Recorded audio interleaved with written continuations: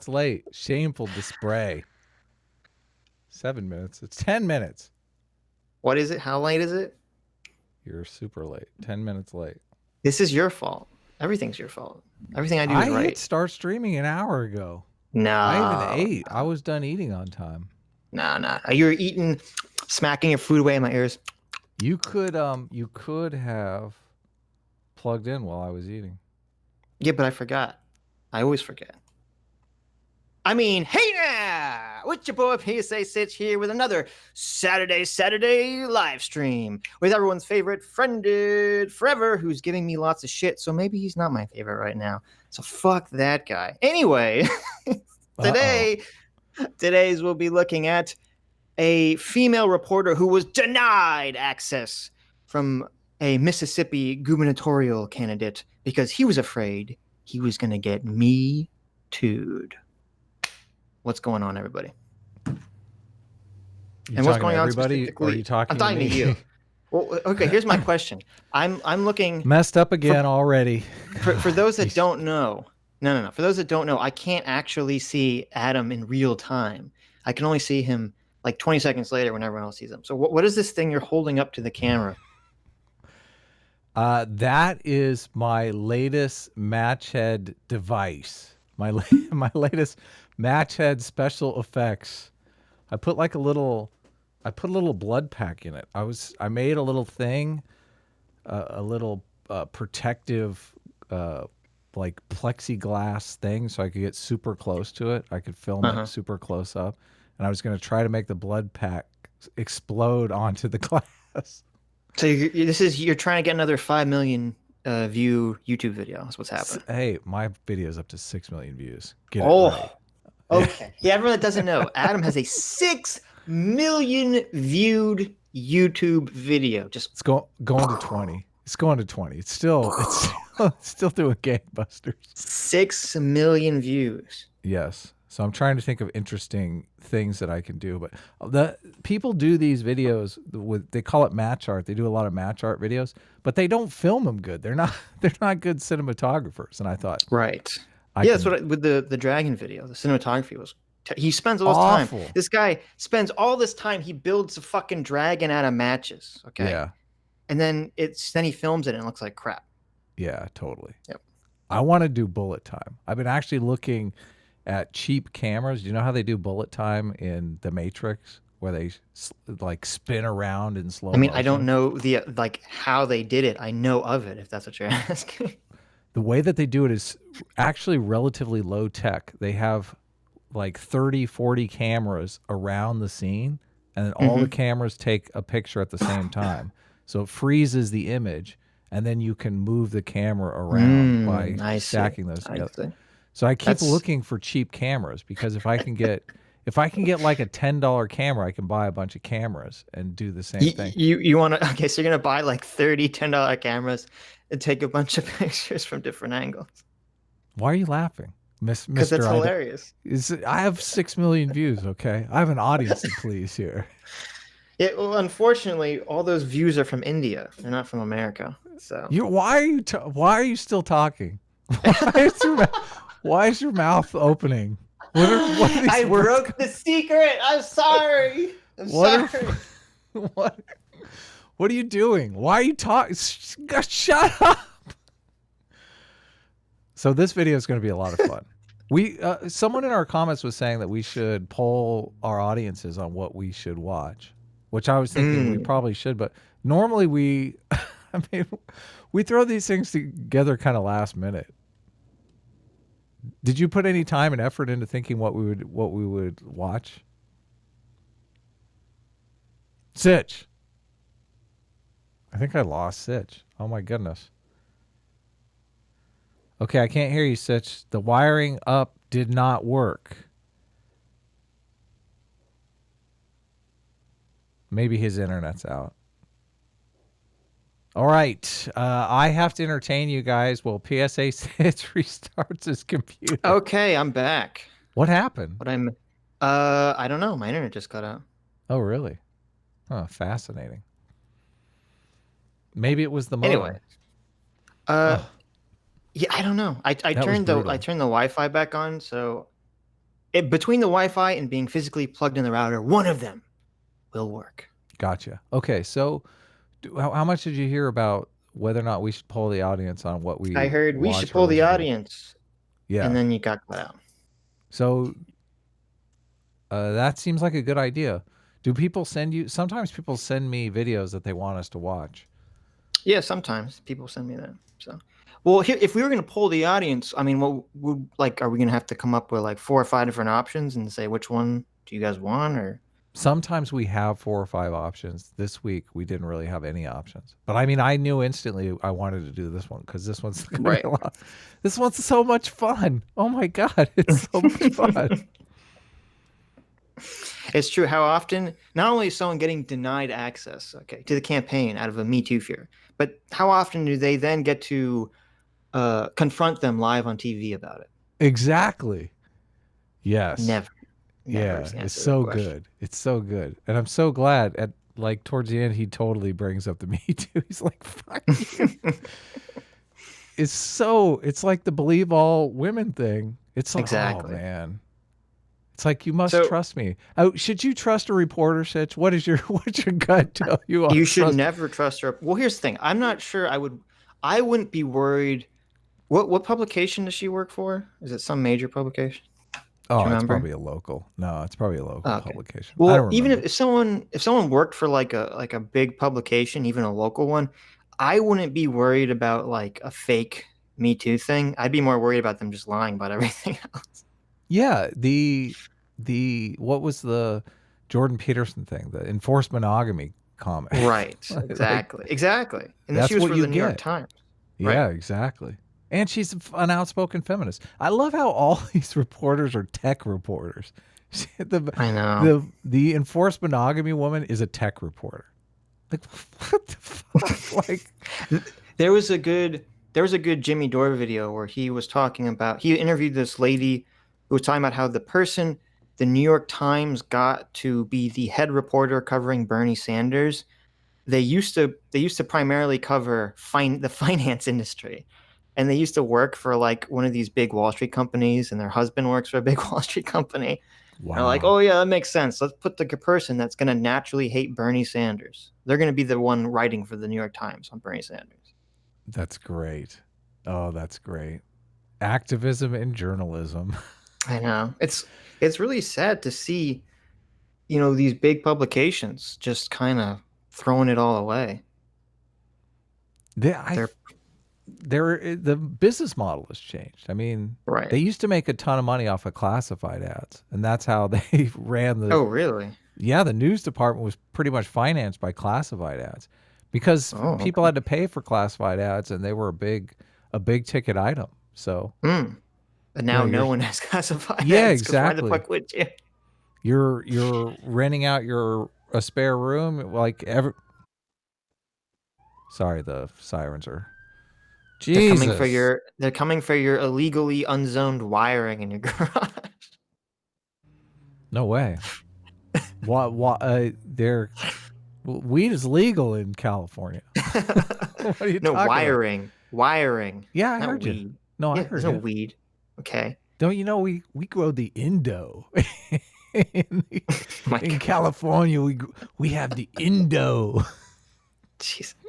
Jesus Christ. You know nothing about growing weed, do you?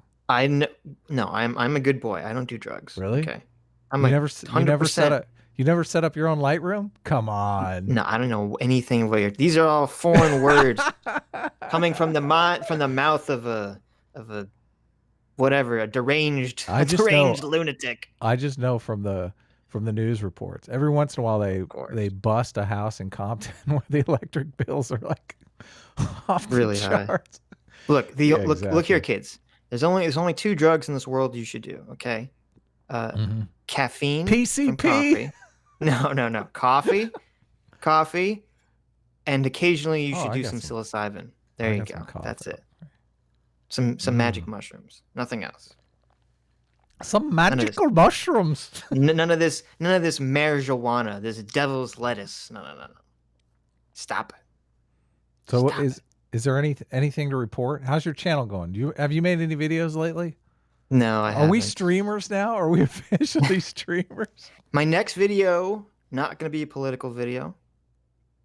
It's going to be Oh, on good. Spider-Man. Everyone should enjoy that. My Spider-Man next video, right? my next video is going to be me like blowing this, trying to make this blood pack hit the glass.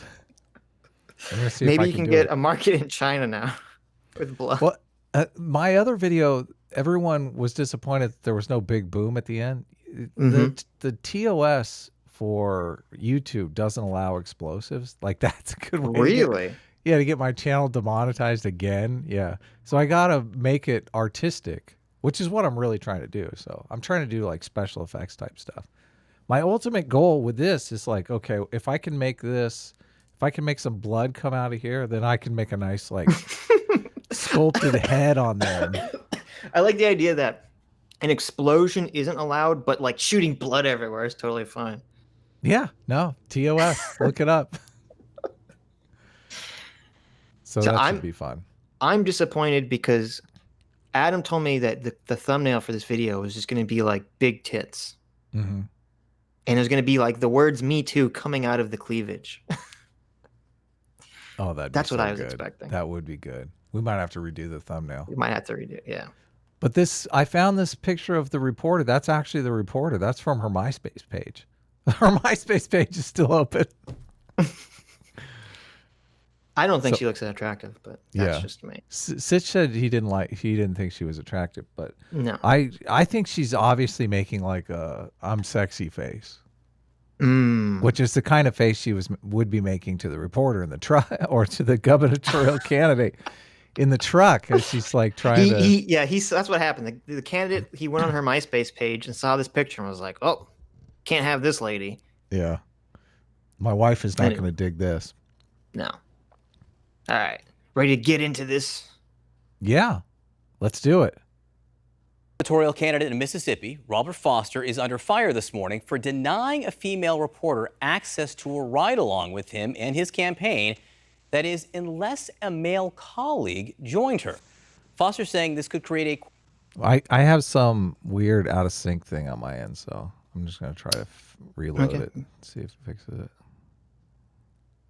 A Republican saying this could create a, quote, awkward situation. Joining us now to discuss this is the... Now, did it create an awkward situation? Oh, yeah, now it's created an awkward situation. It's totally created an awkward situation. The funniest thing is like, this is the height of irony. Like all good stories involve irony. Irony is like caviar for the mind. It really is. So in an effort not to get misrepresented as sexist, he denies this woman a private ride along. I guess they were going to be in the car for like 18 hours, right? And she calls him sexist anyway. Well, is sexually assaulting someone isn't sexist. It's just wrong, right? Dude, sexist is their go-to thing. Okay, I get it. It like would he be could make an off-color joke and it would be described as sexist. Would it not? I mean, there was that guy who got in an elevator and said, he said lingerie department, please, and some lady tried to get him fired. Exactly. Yeah, no, that's a good point. 16 hours in a car with someone that you can't make any sexist jokes? That's a long time. Adam's like, oh my God, 16 hours and I can't make a sexist or racist or terrible joke. I couldn't live. I just kill myself. I'm not big on the racist jokes, but this only the sexist jokes. Okay. It depends upon who you're with. I mean, sometimes 16 hours in a car where a woman isn't near a kitchen, I don't know how she could survive. Oh my God. That's so funny. Can you imagine if he was like, how'd you get this beat? What, Jesus. Didn't you used to cover Martha Stewart? We're used to covering Martha Stewart while standing barefoot in the kitchen while pregnant. Oh, come on. That's lazy. Oh, I'm sorry. We have to keep our sexism high class. Okay, I'm sorry. Reporter Larison Campbell. I looked to see if she was a feminist, but didn't really find it. I think she's a local reporter. There's not a lot of good, juicy stuff Well, on. okay, wait a minute. So if you're a reporter, okay, even if you're not woke whatsoever, you're gonna make a big deal out of this to get press for yourself, right? I mean, it doesn't Yeah. matter what you believe. So The same reason you're going to call him sexist when he makes some Exactly. off-color joke. exactly, Yeah, no. Enforce monogamy. 100%. Force all the monogamy. She's with Mississippi Today and Mississippi State Representative Robert Foster, a Republican running for governor. Look, she's so happy. She's like, I'm on CNN. I knew this sexist shit was going to work out for me. Holy cow. Isn't it true? Look at her. She's so She's stoked to very do it. happy. She's so She's happy. like, rub this guy's face in it. I'm gonna get a big raise. Yep. Is joining us by phone. It's great to have you both with us this morning. Larison, first. So, okay, wait a minute. If you're Robert Foster, okay, Mm-hmm. if you're the Fost, would you agree to this interview, or you just say, I'm not going to talk to this person? Oh, he's getting this. He's milking it too. It's the same thing. He's Yeah, a but he's not gonna get gubernatorial any- candidate, so he's. Do you think just a- he's going to get any good press from this? Hell yeah, it's Mississippi. Are you kidding me? They're eating this shit up. He's like, hell, goddamn feminists, move to New York. Okay, maybe you're right. Oh yeah, no. She's going. Look, I want to move to New York. Oh, look, I'm calling you sexist. Here from Mississippi. Please call me CNN. You think I want to work in a Mississippi paper? Come on, New York Times, you need to hire me right away. Look at, I'm so good at calling people sexist for no reason. Give me a job. First to you, this is something that your news organization did and was provided for with the other candidates. What were you going for and what were you told? Absolutely. So, in the months leading up to the Republican primary, we've really been trying to give our readers kind of an inside access to all of the campaigns. And we have three Republican gubernatorial candidates. Insider access, huh? Private access, huh? So we've been doing these ride-alongs, sort of to let our readers see, what it's like on the campaign trail. And It's pretty bad because usually when they have the reporters in front of the green screens, it's not so obvious, right? Like it looks like she's in front of like the weather green screen. They just put a picture of the Capitol behind her. Do you know? I mean, I really hate to do this, but we are just apes, right? What? What are you gonna do? If I was having lunch with you, Yes. and I started talking to you, and my head was moving back and forth like this, what would you think? Look, we're not gonna Dude, ad hom, okay? She's a fucking bobblehead, dude. Look at this. Look at this. She's like doing the whole, oh no, he doesn't. You're just Oh, this is some teach kind him. of toxic masculinity. That's what we're witnessing. I'm just saying. You like, Okay. isn't it funny how even body movements have like a gender? Yeah, it is. I guess that is. They interesting. do, don't they? So is that learned or is that biological? I don't know. I really don't, because this could be like interaction with. Yeah, I don't know. I would want to know. How do we do that? How That's do we true. do I that mean, test? Now I think about head bob. At least in American culture, head bobbing is completely not masculine at all. Yeah. Well, she's I don't side to know. side. So she's doing If the anyone, no. right. If anyone in the chat knows of any other cultures, I mean, I know like there's only America and everything else is like, who cares? Who gives a shit? But if there's any non-Americans who can tell us that head bobbing is big among the men in their country, let us know. Yeah, that's an interesting way to look at it. The smile is universal. They've tested that. Like every Right. culture smiles. That is weird. Yeah, that's kind of interesting. So it's got to be biological. Because Every some culture animals, does it. they look at, if you smile at certain animals, it's like a threat. Mhm. Because Yeah, they you're perceive it like, as teeth.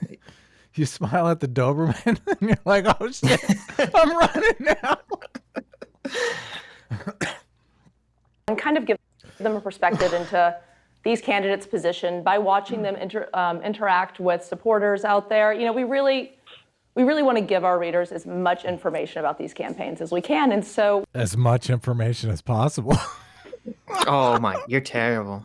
You're terrible today. What's happening, Adam? You've gone off the rails. She's the one saying this. I mean, I'm trying to keep it professional here, but Okay, of course you are. Yes, We did professional. it with his two opponents, and we offered the same thing to him. I was going to cover him. I've covered Representative Foster for a while, and I thought everything was going to be fine. And then, oh my God, she's stalking him. It's just like I've been covering him for a while. I've been covering this man for years, and everything was fine until today. He never responded to my MySpace friend request. then they kind of came back at me with this one caveat. One caveat, Representative, which was that she couldn't. Why? I wonder why I'm starting to wonder if she's having sex with the CNN reporter here, because they're like finishing each other's sentences and shit. Well, no. It was weird because she misspoke a little bit when she said caveat, or I guess you can say it either way, caveat, and then he's like just repeat it like caveat, bitch. Like it seemed very like insulting to me. Oh man, she's got a write-up coming for this guy. Sexist. He totally Me Too'd her right on TV in front He of everybody. mansplained her. What are you talking about? Oh my God. Do it alone. She needed a male along with her. If a male reporter. Look how dramatic he is. She needed a man along with her. How dare? How dare? The neutrality is just, there's no neutrality in this report. No. It's so hilarious. When I was reminded of Hassan Piker and Destiny talking about how like the news is not left leaning. I know. It's like, oh my are God. you kidding me? What fucking world do you live in? Yeah, this whole story is devised to basically call this guy a sexist, and the journalist is completely playing along. He makes it so dramatic. She's like having trouble not laughing the whole time she's talking, and then he's like, "No, we got to take the serious tone here." This is like the tone of voice you'd expect him to give if he's like, 3 dead found in burning orphanage. Exactly. We got dead orphans here. Okay, this is important. We found 10 dead fetuses that were not going to be aborted in an orphanage somehow, burned to death in a tragic fire. But in just as tragic news, this reporter was not allowed to stalk this candidate. I mean, ride along with this candidate. Candidate never responded to MySpace friend request. I know that we're being Sexist very candidate. unfair, but I think it's funny. So we're gonna keep doing it. Oh, it's totally unfair. Are you kidding? We're trying to balance the scales of justice here. There Come you on. go. That's how we'll rationalize it. We're just a couple of yahoos on the internet, though. Seriously, I'd Exactly. like to think if we were CNN reporters, we could do a better job than this guy. I don't like to think I know. So Why don't they teach? I don't like the social science data, like the psychology data, that kind of stuff. Social psychology should be the core of journalistic study. Like these people have no idea how people work. It's sad. So we have our first answer. Big Kev Sexy Man for $5 says, I visited India once, and instead of shaking their head up and down, they bobbed their head to say yes. Oh yeah, I remember reading about that. Interesting. Some cultures do up and down for yes, and or they do the opposite of us. We do up and down for yes. Yeah. I'm trying to remember. I She think she had that head, that wagging your finger, like you're right. You see Well, that? I know in Japan. I don't remember what it is for yes or no, but I know like come if you do the come here sign, like where you motion like to come closer, like it confuses them because that's like the go away sign. That's very intuitive. Well, it's like not the exact same hand, like they don't use that hand sign. They have like a different one that means go away that's kind of similar. So Yeah, it's weird. I don't know. I Fucking wonder if Japanese. the finger wagging is what she was kind of mimicking with her head gesture. It seems like come here or go away. It seems like you can do that with your head as well. Like the head and hand can mimic one another. Maybe she's just nervous, Adam. Maybe you're reading into this. I think she should have put some finger wagging in there because I think that would have been awesome. That would have been totally awesome. There you go. Had asked for a ride along, would you have granted him a solo interview? I would have, and appreciate y'all having me on this morning. I think it's important for everybody, to understand the dynamics here. I've done several interviews with Miss Campbell over the last few years, and I have no problem doing interviews. She always gives me those sultry eyes. Oh my God, you're terrible. You're terrible. Look, she thought they were going out. She has that look on her face like, I thought we were dating. With any reporter. But this was a different request. It was to be a ride along, as she stated. It was going to be a 15 to 16-hour day. And I have a very small campaign staff at this point in my campaign. I'm, the underdog candidate running with the grassroots campaign, and we don't have a big staff. And there's a lot of times where my campaign director and I have to go separate ways, even during the middle of the day, to try to, cover different things from stop to stop. And I didn't want to end up in a situation where me and Miss Campbell were alone for extended period of time throughout that 15 to 16-hour day. And so out of precaution, I wanted to have her bring someone with her, a male colleague. And it's the other thing that I think is important to point out is that... Wait a minute. Wouldn't you want her to bring a male colleague, or would you want her to bring a female colleague? He specifically said male, but what is your take on this? Is this okay? I mean, it seems completely innocuous to me. I mean, it seems sort of innocuous, but the same token, I think it's ridiculous from his perspective. Do you think it's sexist? No, I don't think it's sexist. I don't know do you think he's really legitimately worried about some kind of Metoo accusation? Hell yeah. Are you kidding me? I don't know. Hell yeah. This Me Too thing is completely backfired. Has that ever happened before? What do you mean? There's like where a reporter is covering a candidate and then accuses them of sexual assault or something. Well, it's happening. I mean, Donald Trump just got accused by that one woman. She put it in her book that he raped her, basically. Right. But that's and he said he never even met the woman. So. Right. But I'm talking about specifically a situation where a candidate is being covered by a reporter, and the reporter claims.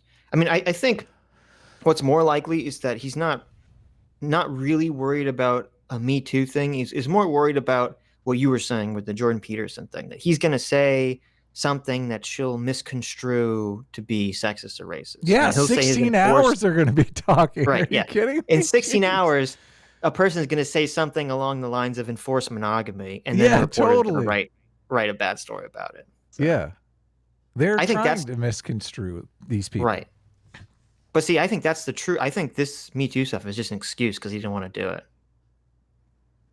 Well, either way, I mean, the thing that I find interesting is she's making the case that he's being sexist for asking her to bring somebody along.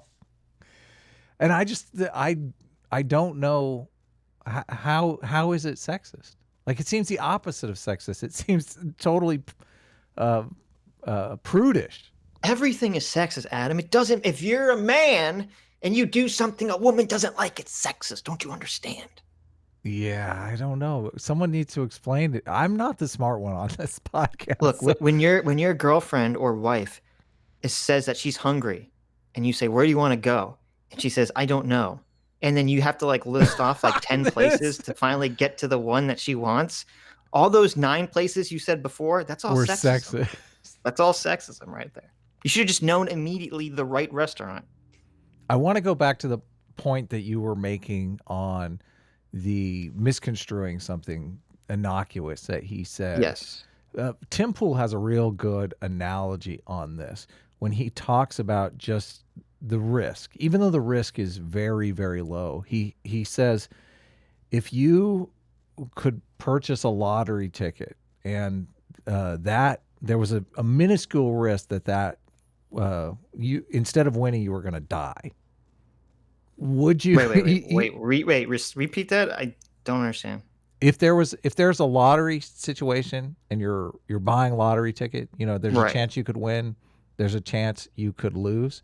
Like, not only is there the winning side of the equation, but there's the losing side of the equation, and you're going to die. Like, it's the same exact odds. Okay. lottery sales are going to tank because, like, why would you even take that minuscule, tiny risk? I see. Do you understand what I'm saying? I understand what you're saying. Like, the lottery would be a lot more interesting because they would actually be executing someone. Like, what if they a lot made more interesting, huh? What if they made the person that wins has to execute the one? That's how they get the money. They have to publicly It could be a kill human. someone. It could be a human interest story. There you God, go. I hope the leader of North Korea isn't listening to this. When Adam runs for president, this is going to be this platform, okay? No, but to bring it back just to Tim's analogy, why even though that risk is minuscule, and this is kind of the argument that you're making with her, you're saying, has that ever happened with a reporter before? You know, it seems Right, like I understand. a tiny, Right. tiny risk. Even if it is just a tiny risk, like, why would you take that risk? Why not just say, hey, no, thanks? Like, Right. Well, like, I don't know. I still think it was more fear of her writing like a bad story about something innocuous than him like physically assaulting her or something. and what is that? Yeah, obviously. Come on. Okay, I'm okay. I just make sure we're on the same page here. That's not in question. The thing that's interesting about Okay. this story is she's still writing the horror. She's like, well, I'll write the horrible story anyway. I'll just turn this into this. This is the horrible story. Yeah, now this is the Okay. horrible story. Exactly. How a man denied her access because of her gender, Because of her. Yeah, exactly. Exactly. because of her fair sex. Yes. Yeah. This is my truck, and in my truck we go by my rules, Okay, and Representative, that's my rule. you said it's a So you got it. Did you catch the wide eye? She's like, oh my God, he said my truck, my rules. Yeah, I don't know. That's really silly. I think The for someone like audacity of that. Yeah, I know, but it's funny because it's so obvious that he's playing towards. I think it goes exactly what you're saying. He's definitely playing towards his right wing base. Oh, when they're you just say eating something this like up. that, yeah, They're eating this up. and This she's is gonna play to the left, you know. This So is exactly dance, like YouTube drama, man. This is exactly like you. This is Christy Winters and Sargon of Akkad right here. Like, Christy Winters is like, oh my God, I can't believe he said that. yeah, see, this is Robert Foster only has to say that he wouldn't even rape her, and then this whole Oh, I situation know. would just blow I- over. No, don't do that. Don't do that. That path has been tested and found wanting. Okay. precaution. Is it that you didn't trust Larison or you didn't trust yourself? I'm confused here. Well, actually, sir, the thing is, I get super horny when I'm on the road, and sometimes I like to pull out my pornographic magazine, and I thought she might not like that, so I didn't Sometimes trust when I'm driving, I just gotta whack it. and I didn't trust myself. That's what it was. It's like, well, can you, like, seriously, this is journalism. This is journalism Right. today. When did you stop exactly beating your wife, sir? Well, that's why I said, like, what's the point of him even doing this interview? Because it's not, that's the question that they're going to ask. They're going to ask all these terrible questions that you can't answer. Dude, her bug eyes. Oh my God. And his seriousness, he's playing that orphan, the orphan This is the show. tragedy. This one news clip is like symbolic of all news media in this country. Oh, big time. Big time. I trust myself completely, but I don't trust the perception that the world puts on people when they see things and they don't ask the questions. They don't look to find out the truth. Perception is reality in this world, and I don't want to give anybody the opinion that I'm doing something that I should not be doing. Larison? That was a good, safe, non-political answer, right? Oh yeah, he's doing great. The Republican advantage is that they really understand people on a gut level, and I think that the liberal side. I don't agree with this whatsoever. Really They understand, every party understands their own side. at a gut level. Right. Like as we just said, like what he's going to say is going to play perfectly with his side, and what she's going to say is going to play perfectly with her side on a gut level. But don't progressives conceptualize playing to the gut as an emotional argument and somewhat manipulation? I feel like they do. They used to, but I mean, look at the way the SJWs are. It's 100% emotional arguments. Yeah. I mean, the left has thrown off the facade of caring about science and experts like it used to. Okay. Both sides don't care about science. Like you're talking Yeah, about no people one- who do think gender or Right. biological sex is a social construct. Right. Everyone only cares about science and facts when the science and facts back up what they want. Otherwise, What you they just want to fig- believe. Yeah, otherwise you just ignore it. Doesn't matter. If the left doesn't like the science, they say, well, it's a bunch of white men creating the science, so you can't trust them. And if the right doesn't want to trust science, they say, oh, it's a bunch of East Coast elitists in their ivory towers. They don't know what it's Yeah. like to be salt of the earth. You know? Academic. Yeah. Bunch Academic of elitists. Yeah, exactly.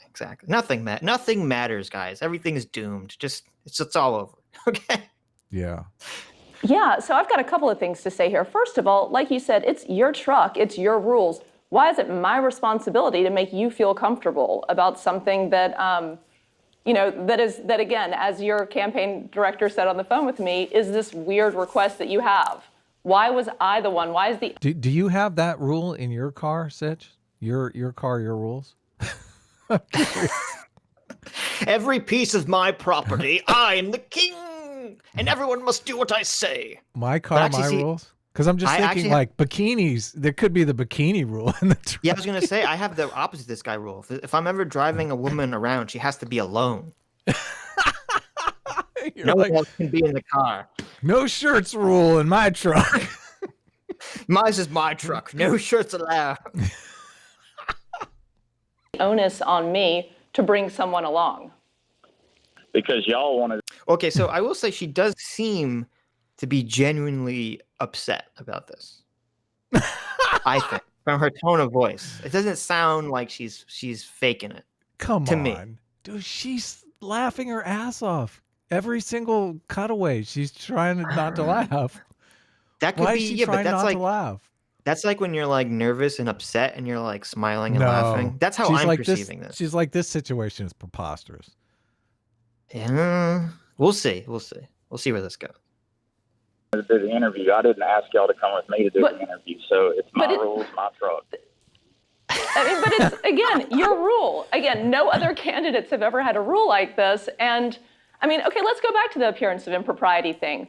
Why does it appear improper for a man to be with a woman? I mean, why wouldn't, like, a gay affair be construed if you were with a man?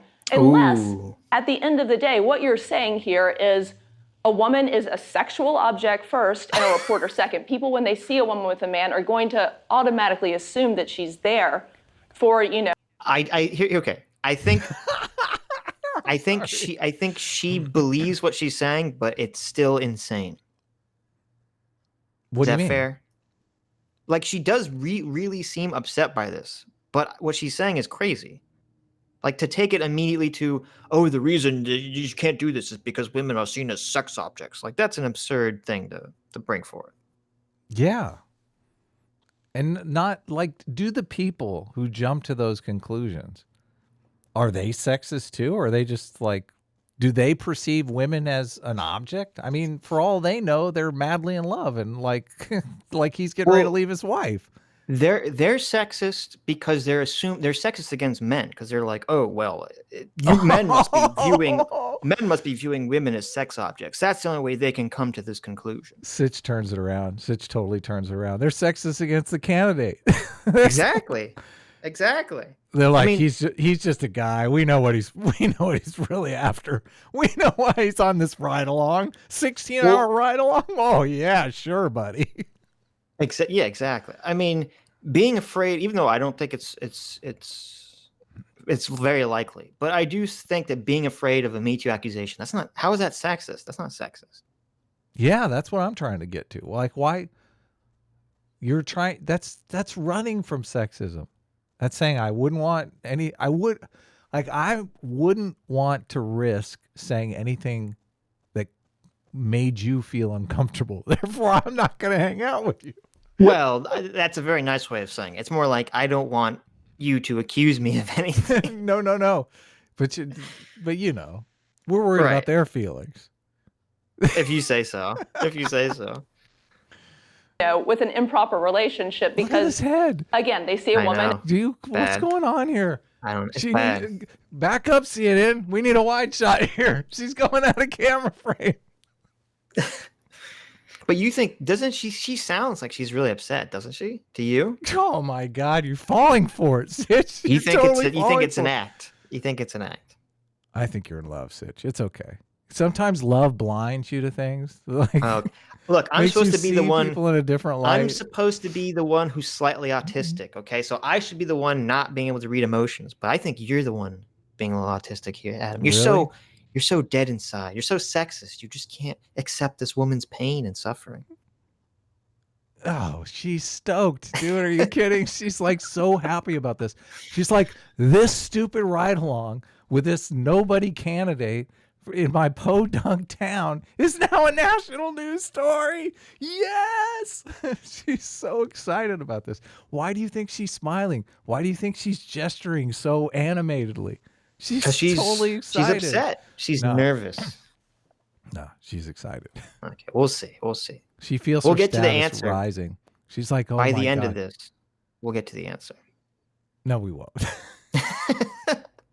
And as a woman, as a sexual object first, and as someone who's doing my job second. Well, first of all, I'm a married man, and I made a vow to my wife. And part of the agreement that we've also made throughout our marriage. Go ahead, pause it. Yeah. Look the perfect pause there. Oh, that's so good. The eye roll. You see that? I'm a married man. I date half a dozen married men. They don't give me a hard time about that. Well, I mean, yeah, that's obviously not what the eye roll is intended for, but that's perfect of this whole situation. That eye roll right now. Oh, I know. Is that we would not be alone with someone of the opposite sex throughout our marriage, and that is a vow that I have with my wife. That I put that. Would you? I wouldn't marry a woman who said after I married her said, "You can't be alone with someone of the opposite sex ever." I wouldn't marry a woman that wouldn't get me out of some interview with some feminist reporter that's going to tank my campaign. Like, there you go. What are you talking about? So you think that's bullshit? Oh, well, you're not married, so. No, I'm not married. One of the beautiful things about being married is having someone that you can blame shit on. Like, and it goes both ways. I mean, my wife blames as much stuff on me as I blame on her. Like, it's perfect. There you go. It's perfect. Look, I'm not sexist. It's my wife's fault. Yeah, exactly. Exactly. Are you calling my wife sexist because she's a female? It's impossible for her to be sexist. I wish you would have said that. And my faith and my religion, that is the reason why we have that vow above any. So he's just throwing out every buzzword he can. He's a Mississippi I'm married man. and I'm religious and I have faith and shut up. Yeah, no, the Mississippians he's going to be governor. He's going to be governor over this. She's doing great, man. She's memeing him all the way to the governor's house. Anyone else's feelings, including yours, and I apologize to you for that it may hurt your feelings, but I would much rather uphold my vows to my wife over anyone else. Can I flip the script for a second? So let's say one of the people running for Attorney General right now is a two-term treasurer. It's a woman, Lynn Fitch. Lynn Fitch I've never heard of her making this request of any of my male colleagues. If a woman did this. This is such an interesting, this should be like taught in like psychology classes, because just the way in which they're talking is like, that's already going to sell it to either side. Like if you're conservative, like kind of the slow Southern drawl, and he's talking about being married and faith and vows, it's like, that's hitting like all the good spots. And then she's like, and to you, this woman is like toxic. She has like this kind of accent that you don't like. She's kind of shrill, she's impetuous. But then if you're on the left, it's like the exact opposite. You hear him saying marriage and faith and vows and religion, and your brain immediately turns off, and you're like, oh, fucking redneck. You're rolling your eyes. You're just like she's doing. It's just, this is like perfect. I've never seen anything such a perfect like encapsulation of the left-right divide. Not only that, she is the, outspoken feminist career woman, Exactly. standing up Exactly. against the establishment, standing up against the oppressive gender roles of society. Like, yeah, Right. no, she's Right. winning, he's winning. It's like a dance they're doing. If a female candidate did this, people would say she's making men bring people along with her. Like, if she doesn't feel comfortable doing this, she can't do her job. How can you do? So how do you think that would play out if a female candidate said she didn't feel safe around a male reporter unless that male reporter had a woman with her?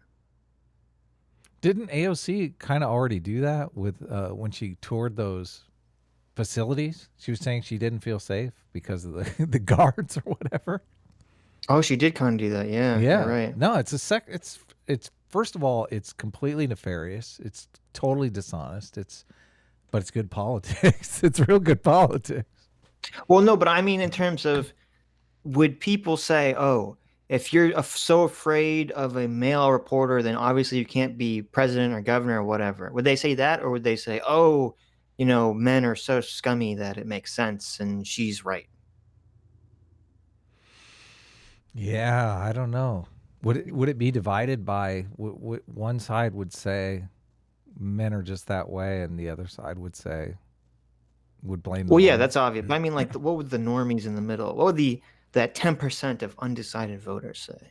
I think they would say. I think she's right. I think most people would say you're pretty pathetic if you're a female candidate and you're afraid to be alone with a male reporter. Yeah, it would come off as weak. It would. Yeah. But he doesn't come off as weak though. Well, no, because he's not afraid of being physically assaulted by I her. guess he does come off as weak to the progressive side though, because they're smearing him as like he can't even keep his dick in his pants. Like, Well, no, because I think they're smearing him more like, oh, he's using his position of power to negatively, influence a woman. So like they're even categorizing her as weak, but in like a positive way. She's the victim here. Yeah. Yeah. Do your job? How can you tell Mississippians that you will be a good governor if you can't, be alone in a room with a woman? I mean, look at our current. I mean, it is Mississippi, so just keep that in mind. No offense to any Mississippians in the audience. You don't like Mississippi?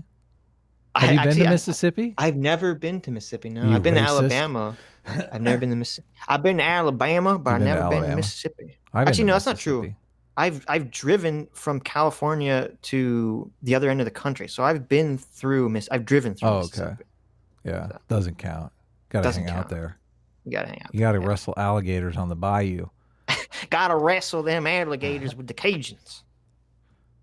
Governor Bryant's staff, one of his top attorneys, one of his top policy directors, those are all women. How are you going to do that if you can't be alone with a woman? It's very simple. You always can have the door open and have people right in the room next door. But this is not what we're talking about. We're talking about a 15 to 16 hour vehicle. Look, she didn't need someone with him. Okay, she just needed a male reporter to drive along next to his car with the windows open, just to make sure. That'd be good. That would be good. Rod in my truck. That's what we're talking about. Let me ask one question. So why aren't you the one providing someone? Anyway. Yeah. He's like, she's like, why aren't you buying dinner? It is weird that he keeps coming back to like this my truck, my rules position, because that's like, that shouldn't have anything to do with the situation. Yeah. Right. It's like he views this as an affront on his authority. I think he's just using that as an excuse, but. Well, because he's kind of like, oh, how dare this report? I told this reporter that, if she wants to ride along with me, that she needs to do X, and she's refusing. This is my truck. How dare she refuse? Yeah. Do you think? I mean, it seems like he would have provided someone if he could. I don't think I don't. Well, first of all, I don't think he would have, because he didn't want to do it anyway. No, he says later that it's a staff thing. Like he has a. Yeah, but that's what he says, an excuse. He doesn't want to He doesn't want the enforced monogamy quote to come out in the but he in the would have local someone- Mississippi paper. He would have someone there that would just say, "Oh yeah, she made a pass at him." Like,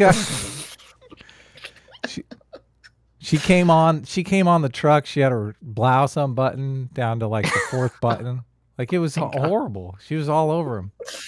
Oh my God. Larson, you jump back in here in 1 second. I just want to ask, Representative, what do you think would happen if you were alone in a room with Larison? She seems to be a professional reporter. Let's speculate. This is the fun part of the interview. What would happen if they were alone together in a room in their underwear? Oh God. You're terrible today, Adam. You're terrible. Look at her. She's like, what would you do? Got that She's like, eyebrow raised. You know, you try to kiss me. Yeah, that's what you do. Who asks questions. What do you think happens? Nothing, and that's what I just stated. You can have the door open and have people in the room next door, and so that there's nothing there. But that's not what we're talking about. We're talking about riding in my truck for a 15 to 16-hour day. Yeah, I don't. This line of questioning is. I mean, he stated it's what people would think. That's right. The problem, not necessarily what would actually happen. Like, nothing would happen, but people would think something happened, and that's just as bad. That is what's. I mean, this could be an interesting conversation on national TV if the reporter would actually address what was being discussed instead of just taking her side and saying, "What would happen if you were alone? Would you totally rape her, or would she totally try to rape you?" It's like, no, let's have like a real adult conversation about what he's worried about and what she feels, and et cetera, et cetera, et cetera. But no, we can't have that. No, it's because it's total progressive bubble here. Yeah, 100%. 2-on-1. Sad FFSD Daf Bidasavuf for $5 says, how many more reminders do you need about Streamlabs? Adam. Is that my job? Oh my God. That's your job. Somebody told me Streamlabs doxes you though. Really? Yeah. What does that mean? I think it was CT told me. Yeah, if you give on Streamlabs, it gives like your address and stuff like that. But don't you have like a PO box or something like that? Maybe you should sign up for Streamlabs. What? I don't even know what Streamlabs is, so you have to tell me. You're my banker these days. What are you talking about? You don't I don't even do anything on the money side. I don't know what Streamlabs is. What is Streamlabs? Oh, Streamlabs is a way to super chat that doesn't give money to Google. A lot of people don't like giving money to Google. Oh. So they go through Streamlabs. And I think Streamlabs actually gives you more money, but we have to have like a Streamlabs account set up. So, interesting. But since you're handling all the finances, all I have to do on my end is I have to endure the insult that comes with the PayPal. I think the last one I didn't insult you last time. I didn't insult you last time. No, actually, last time you didn't insult me. It was good. Yeah. I said morality might be subjective. No, I said morality might not be objective, but this money is. Yeah, totally. Nothing gets more objective than money. That's right.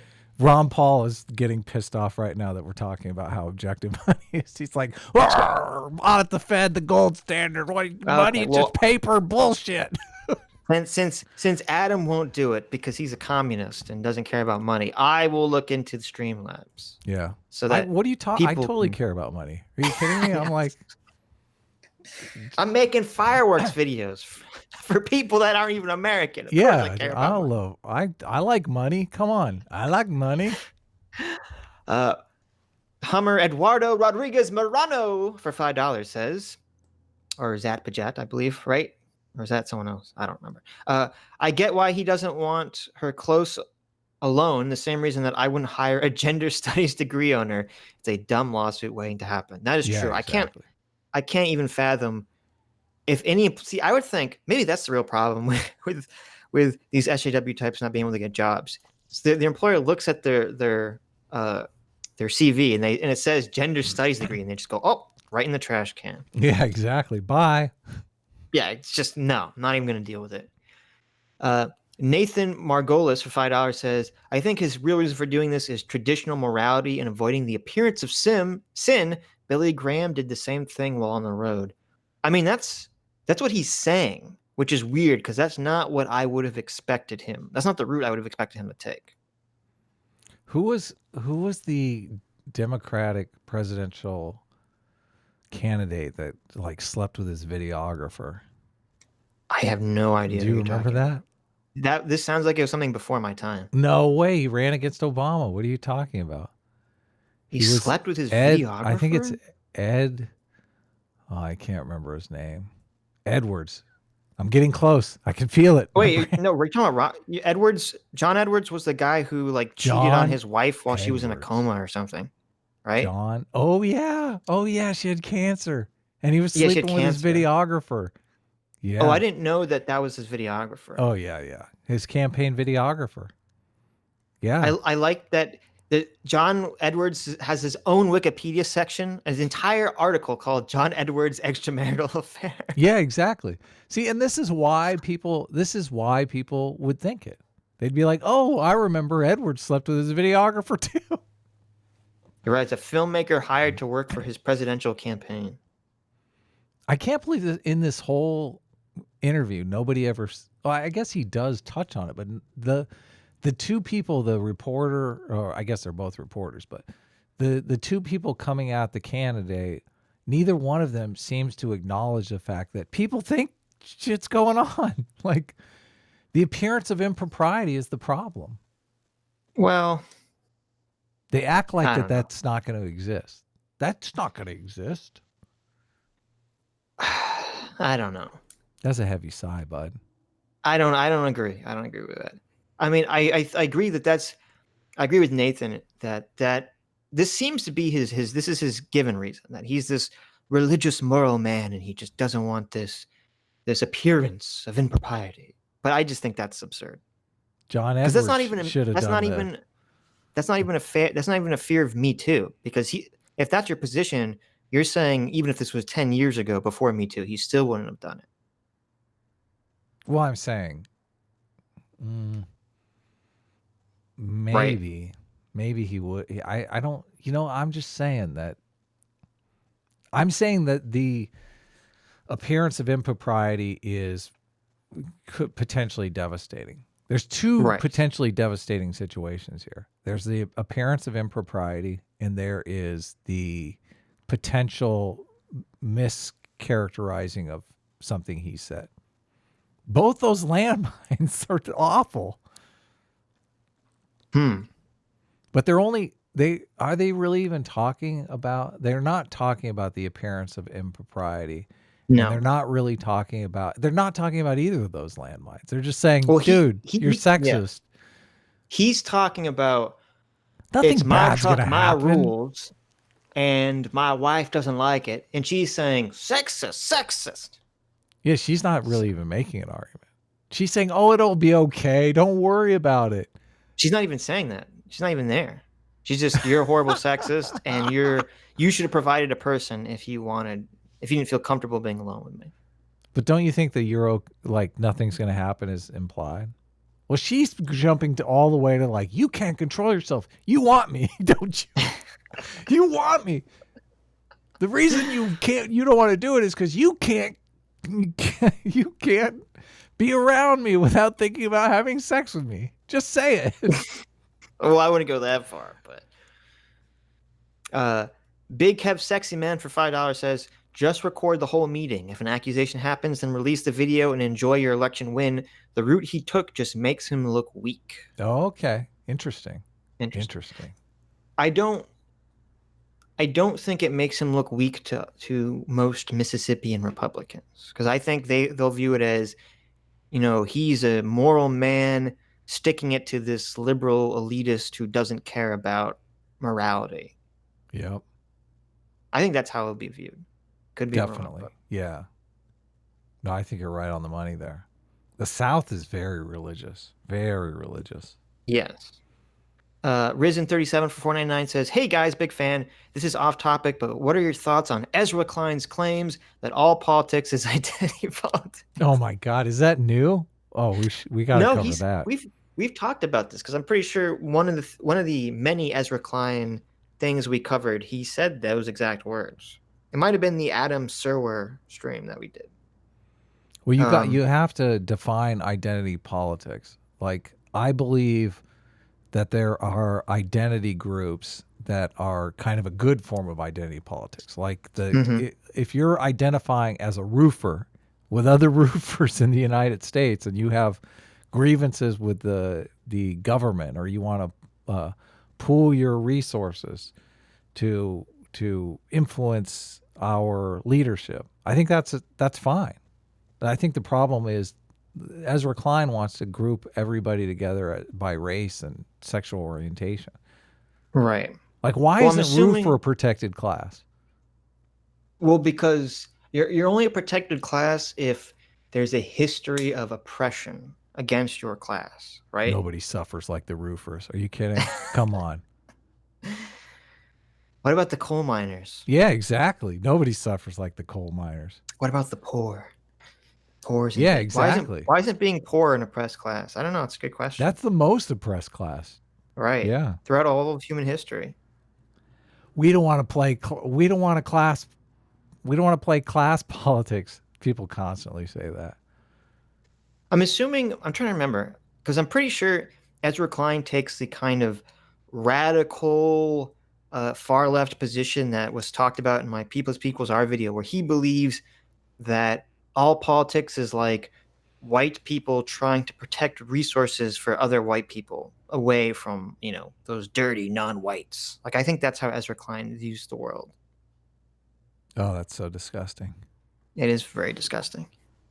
But I could be wrong. I don't remember exactly what he said about that. I mean, but yes, all politics should not be identity politics, and it's disturbing to say so. Yeah. Shoryu Barbie for 5, is that pounds or euros? I can't tell. Says he could have entered the conversation early just by saying, "I wouldn't even blank you." Yes. There you go. He should have pulled a Sargon and just said, "Nope, wouldn't even." It's not too late. He could tweet at her. No, his wife should have tweeted that at her. Oh yeah, exactly. That's Stay away from my man, you homewrecker. Yeah. Stay away from my man. He wouldn't even rape you. There you go. That's the move, everybody. That's the move. Oh my God. Joshua Cornelius for $10 says both sides would say grow a pair. I would hope so. But I'm not. They kind of are. Confident. Are they? They're saying grow a pair to the other person. Yeah, exactly. I guess you're right. Yeah. Paxton Fairbanks for $2 says, of course, the Jew of the group is the banker / sarcasm. Oh, well, there's no sarcasm there because it's actually what's happening. Come on, I have a Jewish banker. That's right. I have +2 to banking racial bonus. Okay, it makes sense. How American is that? Come on. This is the way it should be. Okay. Let us handle all the money, you filthy goyim. We'll totally pay you the right amount. I never worried about Sitch taking a little off the top until this conversation took place. There you go. I might ask for receipts next time. I might have to take screenshots of my analytics now. Come on, everyone knows I'm a math wizard. I keep track of these super chats in my head. I'm just like 255. I'm taking notes over here. Nah, come on. Half the time I'm just doing this to hang out with Sitch anyway. That's true. It's all worth it just to hang out with me. Except you won't play D&D with us. Then you can hang out with me even more, Adam. Someday. It's coming. Someday, I'm telling you. Okay. Hallucinate for $5 says One Punch Man is postmodernism done right. The hero in their search for monsters because the monsters cough cough Antifa Garo did nothing wrong. Was One Punch Man postmodern? Now that's an interesting question. If only you had good taste in anime, Adam, you could ponder on this with me. Yeah. So, if something is like a parody, that doesn't automatically make it postmodern, does it? I think of postmodern art differently than I do like the theory of postmodernism. I think Well, postmodern art is just being able to pull from any period of history or time. It's kind of like a collage of history. well, okay. If we're looking at postmodernism in the artistic way of the idea of distrusting a grand theory, right? Right. That's the philosophy. Okay. So you could make the argument that One Punch Man is partially a critique and parody of superheroes. Mhm. So it's a general distrust of the grand narrative of like the hero myth, maybe. Right? That Isn't makes it just sense? an anti-hero though? No. He's not an anti-hero at all. It's a parody of a world that has superheroes in it. When I think of postmodern film, I think of just no narrative, like just bad art house movies that have no Yeah, but plot. that's not fair though, because you could say like Pulp Fiction, wouldn't that technically be a postmodernist film? Yeah, Pulp Fiction's been called postmodernist. Right. But here's the thing about One Punch Man.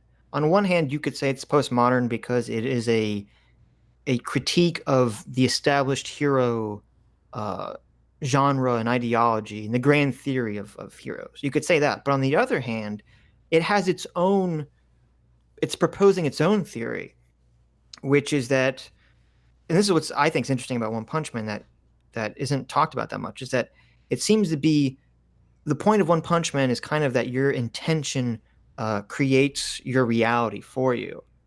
And that's why Saitama is so powerful. And that's why I don't want to spoil it for those that are only watching the anime, because you'll see when I'm funny because everyone who doesn't know what I'm talking about is like, what the fuck's going on? Yeah, what's One Punch Man? One Punch Man is an anime about a guy who can defeat all monsters with a single punch. Nice. And he's a hero, but he hates it because he loses all meaning in his life. Because he realizes so he's the Superman. He's Superman, yes. Yeah. But he realizes that all the meaning he derived from his life was in his quest to get stronger and to fight. And now that he's accomplished that goal, he's lost all meaning in his life. Yeah, that sucks. But the interesting thing about in response to the super chat, and I'll get off this because most people already know what the fuck I'm talking about. The fight between the main character and Garo is, in my opinion, the best fight in all of anime because it has almost nothing to do with the physical fight and has to do with the mindsets of the character. And the reason that Garo will lose to One Punch Man is because Garo gave up on his dream before it even began. And to me, that's what the message of One Punch Man is. It's all about following your intentions to their uttermost truth. I gotta watch this. This sounds amazing. It is amazing. One Punch Man is incredible. amazing. Yeah. What is it? Where can I watch it? Netflix? Actually, you can watch the first season on Netflix. Yes.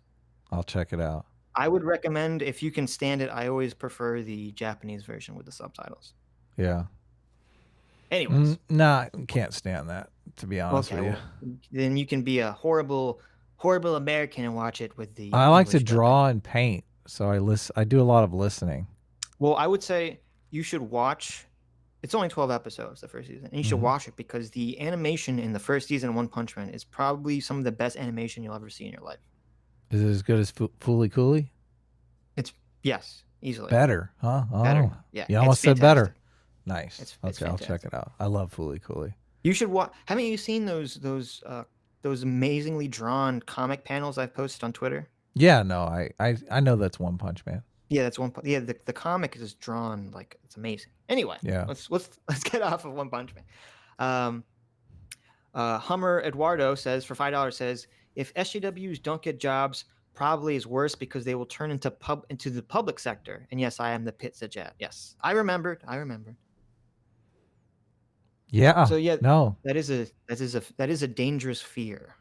Did you listen to the podcast that I DM'd you, the free speech podcast about there was a New York Times op-ed that a guy wrote. He's a social scientist, and he discovered that it's not really the faculty that's these far left progressives, but the administrators in universities. Really? I didn't know. Yeah. No, I didn't listen to it.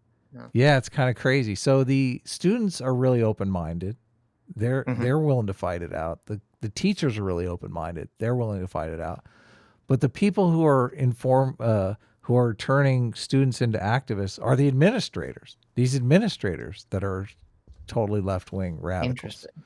Yeah. So I know you had said right on our last stream, you said the danger is that the reason you have so many activists working for these newspapers and journalists is because they're the ones willing to take pay cuts.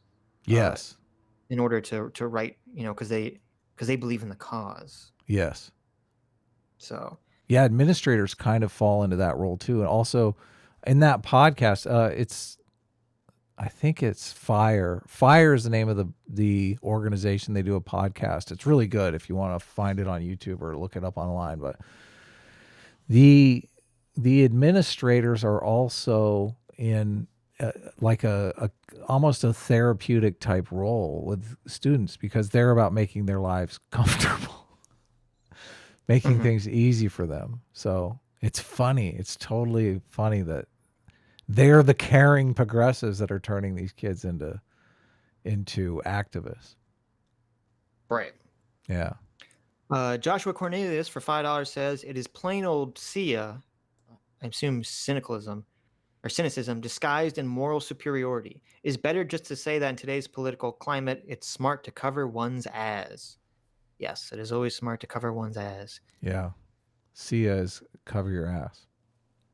Oh, you're right. You're right. It's plain old cover Yeah, your ass. totally. Yeah. Trust no one. The believe all women turned into trust no one in like record time. Exactly. Yeah, believe all women is trust no one. That's interesting. I never thought of it that way. Well, you can't. I mean, you're putting yourself in a situation where you can be taken advantage of. Like that never comes out in this conversation either. Like she keeps saying, "What? You don't trust me? You don't trust me? What are you afraid I'm going to call you sexist? You sexist?"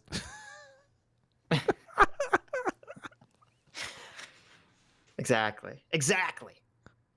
The prosecutor for $5 says he could have just had a flatulence problem. Another man in the car provides plausible deniability. There you go. Oh my God, that's so good. But see, he, if that was the case, he should have just brought a dog. He's like, "Oh, here's my dog." And then he's, yeah. "Oh, but he farts a lot." So, be careful. Nice. Hummer Eduardo for another $2 says you didn't read Nuance Bro's comments. Nuance Bro's here? I didn't even know that. Yeah, Nuance Bro was in the chat. It's hard for me to read the normal chat because as soon as I start reading it, I can't listen to whatever you're saying or what the video is saying. So it's hard for me to go back and forth. So I often don't really look at the normal chat. Wouldn't it be great if in the human mind, because what you're talking about is you have a linear processor, a linear language processor. Now you only have one of those in your brain. So when you're focusing on the chat, you can't focus on the video. It's like you kind of have to, you can't multitask with language, which wouldn't it be cool if you had two? Wouldn't that be awesome? That would be amazing. So good. If you could if they could put that in your brain and you could really pay attention to two things at the same time, that'd be super interesting. I've noticed when I play video games, what do they call it? They call it like cognitive load, I think. Like I can listen to a podcast while I'm playing the game, but if things get hairball in the game, like if things get really intense, my brain grabs the language center and uses the processing power of that in the actual video game because I can no longer pay attention to the language stuff either. Right. Do you ever sense that? Do you ever have that same situation going on? Repeat what you just said. I was reading the comments. Oh my God. That's funny. What did Nuance Bro say? I don't know. I couldn't find it. He must have been at the top. I got Nuance Bro. I had to give video. Nuance Bro. I had to give a lone female a ride yesterday. In the back of my mind, that Metoo fear was there. I've turned down certain dates for that reason as well. The fear risk is real. Yeah, I can't I can't imagine being, because I mean, everyone knows I'm off the market. Obviously, I'm married. I'm not dating, but I can't imagine dating in this kind of environment because I know I would be thinking that stuff. Right. Well, I wouldn't be worried about that on a first date. or something. I'd be worried about that. Like once the relationship After you have starts to sex with move. her immediately, you'd be like, Yeah, "Oh my I god, worry this is." about like, on the third date, when things start to get a little bit more physical, that's when you get, okay, I don't know how this, I'm afraid, You need the app. You need that app, the consent app. There's a consent app. I think there is, yeah, that emails like continually, so you know that you're in the consent phase. That's funny. Yeah, periodic, I, like every 2 minutes, it sends you a text. Yes, I'm consenting. Yes, I'm consenting. I'm looking through the comments and I realize now I have to do a video on One Punch Man. Yeah, That's I'm what I dying. want. I want a video on One Punch Man. Screw this politics stuff. Are you kidding? Yeah. I do want to know, for those of you who are listening, obviously, if you're watching this later, you can leave a comment. I'm curious if we do more election coverage, if that's interesting. Someone in the comments last time said that we should poll what videos we do. And I think Sitch and I are both open to doing what people are interested in. So leave us suggestions. Well, I was wondering too, if instead of videos, we could do is if we had like 3 or 4 articles from the week that we wanted to talk about. Sure, we could do that. Yeah, news stuff. But they're completely demonetizing news. Like news, I think, is a path. Yeah, but we don't. I mean, from these streams are almost always demonetized instantly. Instantly, doesn't matter what it's about. So like all the only money we make from the streams is from the super chats. We don't make any money from like people watching it. Yeah, we unlist them anyway. So I haven't been unlisting the ones on this channel. So, but maybe I should. We'll see. Yeah, I don't know what these are. Like sometimes I think, what would a tagline be for our streams, like podcast, whatever you call this? But I think just like making fun of people. The tagline is "Hey now." Yeah, exactly. Critters bugging for $13.99 Canadians says lady update. Dump the SJW in February. Christian in May. New lady on the go. Normal chick. Only problem is she won't do butt stuff. What's a guy need to do to get his salad tossed? It's 2019. Oh my God. Well, congratulations. If people remember, Critters Buggin had asked us for female advice a while back, and in terms of I don't remember the Christian one. I remember the SJW one, and we said, I believe our response was, well, we can't give you advice until you send a picture, because that dictates how much crap you get to put up with. Yes, that's sexist. I want you to know. I know it is sexist, but I think it was my idea. So yeah. Well, I think you're in the wrong here, Critters, because I'm totally against butt stuff. So yeah, 100% no butt stuff. But so yeah, no, I was wondering if you were. So were you two-timing the SJW with the Christian lady? No, he dumped her and then got with a Christian. Yeah, but no, he's saying lady update. Dumped the SJW in February, Christian in May. Like he was doing them both at the same time. Oh, I see. What's going on here? Maybe. Look at enforced monogamy. I'm for enforced monogamy. So Critters is a player. Look, he's a player. Okay, you can't put him down. No, I like it. Can't stop him. Paxton Fairbanks. I predict a Me Too in Critter Buggin's future. Yeah, Critters, better be careful. Me Too is your Me Too. Be careful with your butt stuff. Your Me Too risk climbs dramatically when you're dating 2 women at the same time and they don't know. True. And they don't know that. I don't know if you know this, but women can talk to one another and often do. Yeah, your chances aren't doubled, they're squared. So be careful. Oh yeah, big time.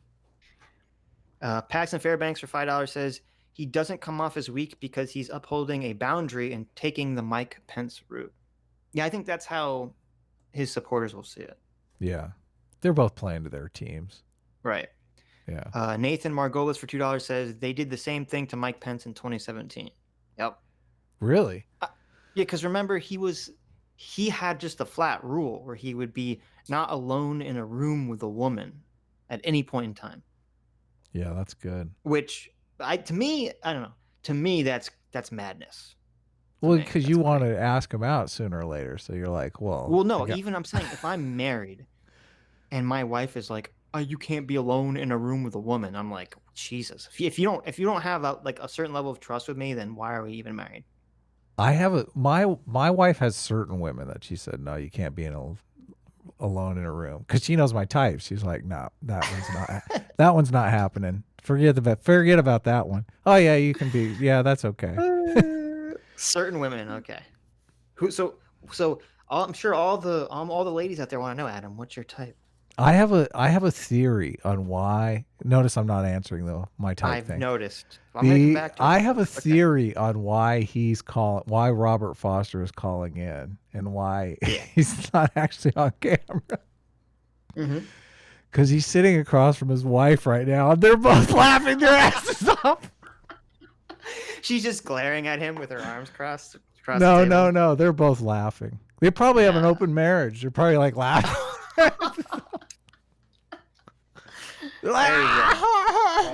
This is great. So okay, but wait a minute. I want to know what kind of lady Adam's into. So let's just get back to the video. We've taken too long with this. Come on, tell us. Why do you want to embarrass me? Why is it embarrassing? I'll tell you mine if you tell me yours. Come on. I can't do it. I can't do it. Okay, I'll give. Okay, I'm so dying to make a joke, but I can't. Here's the PSA Sitch type. Okay, you want some big, thick milfs, right there, thick with 2 C's. Okay. You like big girls, big titty girls. Okay.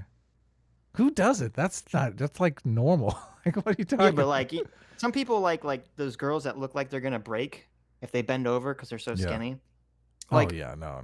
Like, I don't. Oh like my skinny. God, that girl from Stranger Things. Like, I'm afraid that her arms are just gonna fall off. I don't like skinny girls at all. No, I'm not a skinny girl type There you guy. go. Okay, so we're getting a little piece of information from Adam. He doesn't like skinny girls. Yes. So he likes the thick girls too, huh? Yes. Okay, so what else? Oh my God, what are we doing here? I'm a married man, okay? We can't have this conversation. That's all you have to do. Just describe your wife. Nuance. We need to get Nuance Bro on so you can have this conversation with a describe your wife. That's all you need to do. That's all you need to do. Just describe your wife. She is wholesome and pure. Okay. Okay. We'll continue. What happens in your truck that's different than a room with an open door? It's just. See. Oh my God. Are you laughing at the stupid comment that the reporter What made? happens in your truck? Like, what do you think happens in your truck? You drive. Well, sometimes you pull off on the rest stop and get a quickie, and I don't know if that's true. Like, well, what are you talking about? Sometimes I have to whack it in my truck. Just the vibrations of the road just gets me all excited.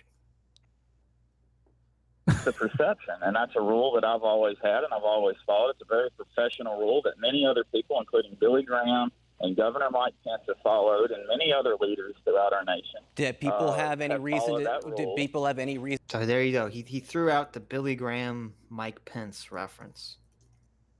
Yep. No, he's like, I am a man of God. I mean, Billy Graham's a piece of shit, so I don't know if he's a good person to throw out. But I guess it plays well in Mississippi. If you want your leaders to be trustworthy. I mean, of course. Yeah. Billy Graham is not trustworthy. Okay, well, I don't know much about Billy Graham. Oh, okay. He's one of these, hacky, his voice trembles. Neon when he Genesis talks, right? Evangelion, preacher types. Does he believe in evolution? I doubt it. Hate him. Doubt it. Hate him. That's all you need to know. That's all Adam needs to know. Yep. Does he believe in evolution? That's all. Yep. That's it. That's all that matters. Reason to think anything of you and who rides in your truck? Why would they ever think that a professional? I'm not going to give them the opportunity to, and that's the whole point. Larison, the idea of equal access. How does this play? Do you think that male reporters in Mississippi are treated the same way? Sexist. I mean, no, and I've actually, I want to kind of take a step back here and say, obviously this is a Mississippi situation. This happened in Mississippi. It's a Mississippi political story, but it's also, I think it's a bigger story than Mississippi. I've heard from a lot of women in the last 24 hours, like around the country who, whether it's next door in Alabama or it's across the country in like Colorado or LA, who are like, this is happening. So I looked it up. Billy Graham actually says that he believes in evolution. Oh, So there you good. go. I knew There he was you a go. good Christian. Politics is a men's club. And, if you're a woman, you're seen kind Politics is a men's club. Is that true in this day and age? No, not true anymore. Yeah. It used to be true. Liar. It's funny because it's like there always is going to be these concerns, right? Especially the more mixed gendered like a job or a field becomes. Yeah, and About also impropriety in the workspace. power is attractive too. So Right. people get seduced by power. Haven't you seen Lord of the Rings? Precious. Are you saying the one ring really represented some lady parts? Is that what you're saying? Totally. Bunch Yeah, of thirsty. Now you think about it, the Fellowship of the Ring was all males. Bunch of thirsty they males. were. Totally. All getting. They all wanted that one, that eye. And you know what that eye looked like if you turned it on its side? Oh my God, we're Looks like breaking a new little ground lady here. part, doesn't it? Oh, This is we all why. see- Wait a minute. We all seeing This is- vagina. Exactly. Yeah, exactly. It was the all-seeing vagina of Sauron. Okay. And this is why Aragorn. I kept saying Aragorn, and everyone got really mad at me. Aragorn. This is why he was immune to its effects, because he had his own hot elf wife waiting for him. Oh, that's it. There you go. We figured out the secret meaning of Lord of the Rings. Tolkien was a misogynist. A sexist pig. Sexist pig. kind of as an outsider. Again, when you go back to this idea of perception is everything, women are perceived to not belong there because people are a large. I mean, this is like here's the problem. I could empathize with her feeling, but then she takes it to like this crazy level. Like, no. This had nothing to do with, women are felt like outsiders, that they don't belong. If someone's afraid of a Metoo accusation, it's nothing to do with what they're saying. What she's saying. Bring a dude along. Quit complaining. Nobody said you couldn't come. Large group of people are used to seeing men in those spaces. Representative, I just got a note from someone who spent a week with Larison at a conference on health journalism and said that she is a professional and ethical journalist. They totally had sex. Yeah, they totally did it. Let's just be honest here. How come he didn't attach a name to that email? Who are you talking about? Where did they spend this week? Who paid for the hotel?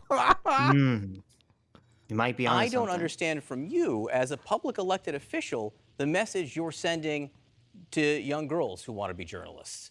That What is the message you're sending to the little children? Now think of the children. Oh my God, so bad. Like, it's totally 2-on-1. Weren't you supposed to be an unbiased journalist? Like, not only that, is this story really going over your head that much? Like, are you really? Right. Do you really not know what's going on here? Like, nobody's thinking about the children. No one is discussing what the actual conversation here is about. No, that's why we wanted to talk about it. Yeah, exactly. All this doublespeak, all this bullshit about the children. Yeah, the children don't care about this. Come on. Oh my God, I saw this thing on CNN and now I don't think I'm going to be a journalist anymore because they're talking about stuff I have no idea what they're talking about. Yeah, all those little girls who are sitting glued to their CNN TV. Yeah, exactly. Really riveted by this story. Yeah. Not only that, those girls, come on. They want to be princesses. They're little girls. They don't want to be a freaking journalist. Now that's outdated sexist thinking, Adam. Oh yeah. You're right. Today's young girls all want to be mathematicians. Journalists. That's what they want to be. They're like, hey, you want to be? Journalist. We should do a survey of little girls and ask them, hey, you want to be a princess or a journalist, and see how that survey comes back. I know where I'm going to put my money. I wouldn't be surprised if in like 20 years from now that journalism is dominated by women. Yeah, they spell better. Is that true? No, but it's like if you like the literary field right now, if you if you try to get an agent, like Mhm. almost Oh, every yeah, totally, literary yeah. agency is dominated by women. Yes, yeah, very much so. Management Well, I in don't know. Los Do you Angeles think is that completely dominated translates by to women. journalism, or is that like too different of a field? A lot of producers are women. Women are better at social interaction. On Yes. average, obviously. On average. On average, yes. Yes. Right. Yeah. That they Well, I think can't, the message- they can, hang on, that they can't do the same job that young men can do who want to be journalists? Oh, absolutely, they can do the same job. We're talking about That's so stupid. That's Look so at she's stupid and she's dishonest. can't help but she's laughing. She's totally laughing. She's like, "Yeah, that's right." I wouldn't be surprised if she slipped the CNN guy a list of potential questions. Oh my God. She's like, "Oh yeah, good. He asked that one." a specific 15 to 16 hour ride along in my truck. I had one caveat that she did not want to follow that rule, and that's okay. And I understand her position, but I have my position, and I don't have to break my rule in my vehicle for anyone. And I think it's also important to point out the fact that because of the Me Too movement, now men are under attack all of the time. Sometimes those accusations come out to be true, but there are many times they have been proven to be false. And I'm not going to allow myself to be put in a situation where someone, and I'm not saying Ms. Campbell would ever do this, but I'm not going to ever be put in a situation with any female to where they could make an accusation against me and there's not a witness there to refute that accusation. Larison, Bang. So finally. Yeah. 9 minutes Finally into brings a it up. 10-minute video. We finally get to what's really going on here. I want to give you the Well, last word here. I guess it's Yeah, I mean, yeah, I know. I guess it's better politics for him to play the I'm a moral citizen angle, not the I'm afraid of being Me Too'd angle. Yeah, definitely. I think, Yeah. look, there are a couple of things here. I think we've got to go back to this idea. We can't talk about Oh my God, look at that headline. Denied access to campaign trip due to gender. Yeah. They should have said without due to me talking- too. about perception being everything. And if you're saying that the look of impropriety is out there, it's because you're saying that women don't belong in these spaces, that it's unusual to see women in these spaces. That's not true. No, not That's true not at true. all. That's not Totally true. not true. Because I She's don't. she's totally misrepresenting his position. Like, why would he want to sit in a truck for 16 hours with her? I wouldn't. Jeez, God, nightmare. If this was like the mid 2000s, and he said he didn't want to be alone with a reporter because of the perception of some sort of affair, then I would agree with what she's saying. Because I'd be like, what? Where's he pulling this from? But in today's world, I would say no, that's completely untrue. What do See, you, you don't what do you agree? mean? What? I don't understand the point you're making. I'm saying if it was 2005, okay, Mhm. and this guy said, I can't have a woman alone in a truck with me because of the perception that there'll be some kind of sexual affair. And then Mhm. she said, well, you're only saying that because you're sexist. If it was 2005, I might agree with her and say, well, that's weird. It's weird for him to think that way in 2005. But I'm saying in today's political climate with all the Me Too accusations and all Right. this stuff, it's not weird to think that. That's like Right. a normal. That's like a normal thought to have. Yeah, a lot of people are using this. Well, man, that one with Donald Trump just recently. Did you watch any of that stuff? Yeah, I did. I can't remember her name. Did She you looked believe any very of that crazy, or? yeah. Okay. She looked very strange. Yeah. What she was saying was very strange. Where she kind of wanted to say that it was rape, but she didn't want to say it was rape. And No, she's describing. Yeah, go ahead. Sorry. yeah, she was just. I don't know. It seemed very like this is not a credible person. Yeah. Yeah, exactly. But see, this whole situation is the perfect example. Look, like, okay, first I want to say I am very happy if someone is an actual sexual assaulter. I'm very happy with them being called out and losing their job because I think that's disgusting. Mhm. I think it's disgusting for people to levy power over someone in a way to sexually assault them. I mean, I think it was really fucked. I think it was wrong for that. What's the comedian's Harvey. name? Oh, Yeah, I mean Harvey Weinstein. No one obviously supports what he did, but you know the comedian that would like masturbate in front of women. yeah. I think that's completely wrong, especially if the person's your He asked employee. for consent. You can't, if you're the boss, you can't ask your employee for consent to like do something like that. Okay, that's not.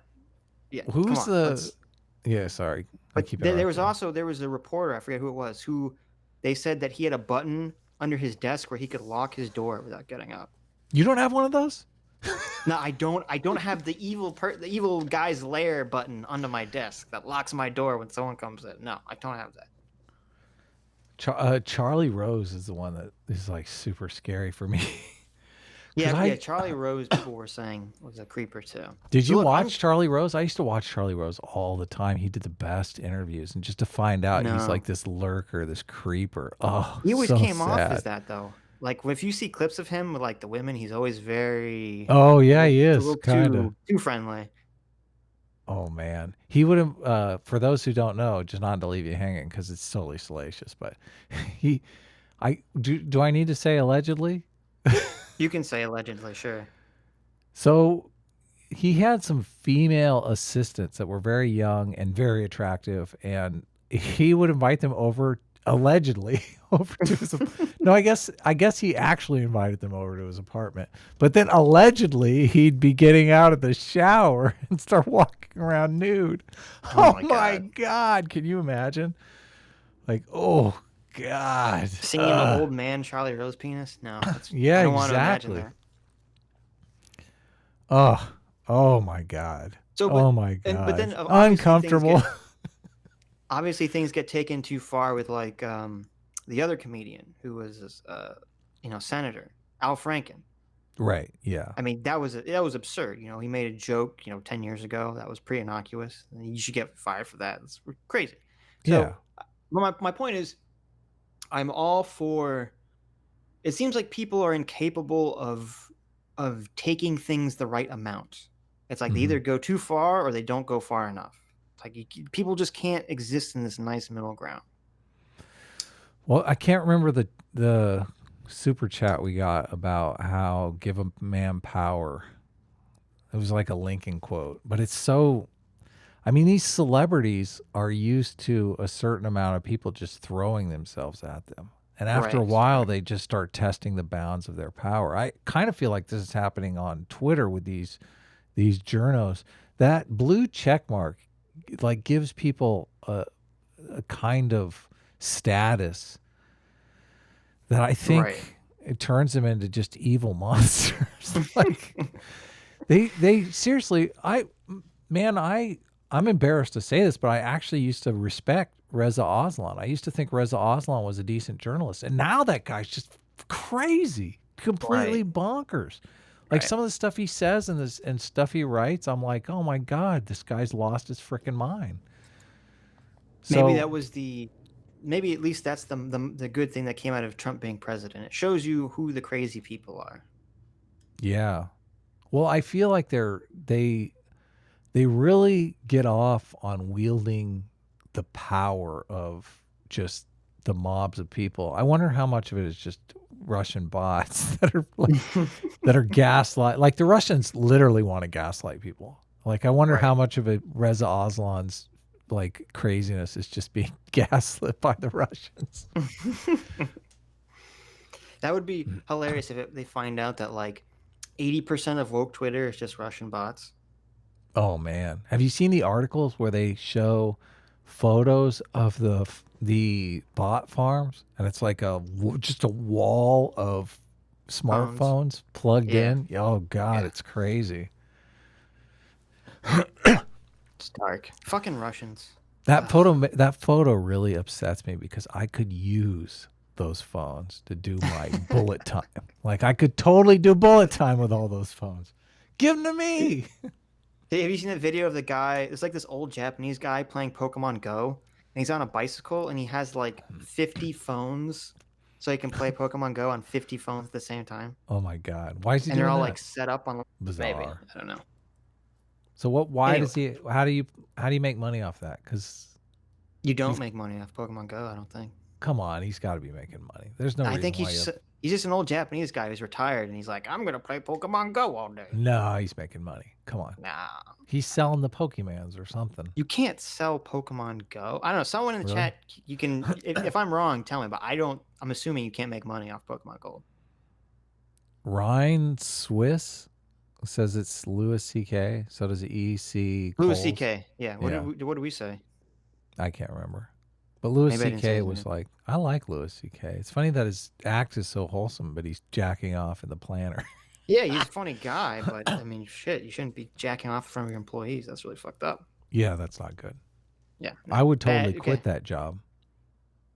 I'd Yeah, say, there's dude, look- stop jacking off in front of me. Yeah, there are some people that will. Here's the thing: there's some people that will, if you were to do that, some women, if you were to do that, would immediately be like, "You need to fucking stop before I hit you" or something. But there's some women that won't, and it's easy.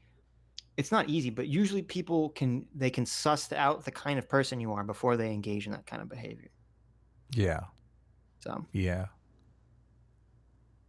Is that women are sexual objects. And also, if it is your rule in your truck, I mean, this lady's full of shit, but back to the video. This woman is completely full of shit. Yeah. then you provide the person. Oh, All right. Oh, snap, girlfriend. What if he brought a real doll along as the person? She should have done that. How amazing would that have been? They have male real dolls. She could have done it. Yeah, she should have brought like a blow up male doll. Here, I brought my chaperone. And she could have, oh my God. I'm See, just going to give him if a she hand was- job in the back here. If she was a social media genius, okay, what she Yeah. would have done was she would have brought a blow up doll and she would have pasted his face where the penis was. What? And she would have filmed herself like showing up and said, "Here, I brought my chaperone." Oh, yeah, that would have been like that would have made her career. I don't know. That's a pretty risky. That's a pretty risky move. Oh, are you kidding me? Everyone in the country would have talked about that, and they all would have applauded this woman as like the female savior. You don't think? No, the left would have been all over it. They'd Yeah, loved her. exactly. Yeah. Well, they're the She- ones that control most of the news outlets. So Look at the smirk on. Who's that reporter? He's What? like, oh, she got you. Yep, she got you, buddy. She got you. Yep. yep. You got to bring the guy. All right. That could definitely be arranged in the future. But again, I wanted to point out that I'm running a very small. So I've only got one staff member with me, and he's not always even with me. I'm sometimes alone on this campaign, and so it's a different stage of this campaign. If we make the runoff or make into the general election, I will have a whole lot different operation. I don't have $7 million like one of my opponents from special interest funding, so it's just a whole different dynamic. Larison, you need to keep pushing for this Fine, but interview? it's sexism. What was that? I'm sorry. No, go ahead. I'll let you have the last word. What did you just say? You didn't like that. What are you making fun? Sexism. It's totally sexism. You just have to see this as sexism because this is totally sexism. It's like sexism. Exactly. Just sexist. I was just saying, look, we got to call this what it is. When a woman isn't given access to the same things that a man would be given access to, it's sexism. And Representative, Oh, you like the little like head like whip? That's Oh, sexism. send it home. Send it home. When a woman isn't given access, it's sexism. Interesting. Even when there's a totally logical reason for it, still sexism. just yes or no. You don't deny. You would give a man this access, yes? I would, and I stand my ground. All right. Of course I would. Wasn't Why? that weird? Wait, he used. See, this is how you know he's being a politician. He used the "stand your ground" like specifically line. Oh yeah, yeah. I'm not apologizing. Of course I would. I stand my ground just like I do with my guns. I'll shoot any female reporter who tries to be alone with me. My truck, my rules. Yeah. This is so No fun. ambiguity there. Representative Foster, Larison Campbell, thank you very much for joining us this morning. That was fascinating. Thanks so much, John. You just made my career. Thanks. It was fascinating. We're gonna see It more of was. Larison. She's a firecracker. I like this girl. She's like, You like her? yeah, totally. She's a regular career woman. I love career women. Are you kidding me? Nah, she's great. Ooh, now okay, so we're learning a little bit of about your type. So a strong, thick career woman. A Okay. strong, With thick glasses? career You want woman. glasses Yeah, like a little exactly. business suit? You want a little business suit with glasses, Adam? Is that what's happening here? Sure, yeah. Ooh, okay. Librarian look. I like that. Oh Yeah. yeah. That's why Is it this- that's why the thumbnail was the way it was. I couldn't find the right look. I was like sexy librarian, sexy reporter, sexy. I was like Aaron Burnett. Christoph Rollins for $2 says, "Don't be scared, Adam. Tell the truth." Yeah, Adam, tell the truth about your sexy career woman librarian that you want. I'll have people.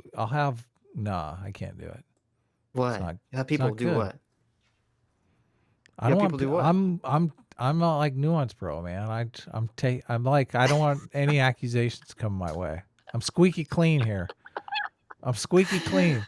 Why are you laughing? I don't like it when you laugh at me. Haven't you been married? I like for it like when a you long laugh time? with me. I like it when you laugh with me, Sitch. How long have you been married? God, why are you doing this to me? Why are you doing this?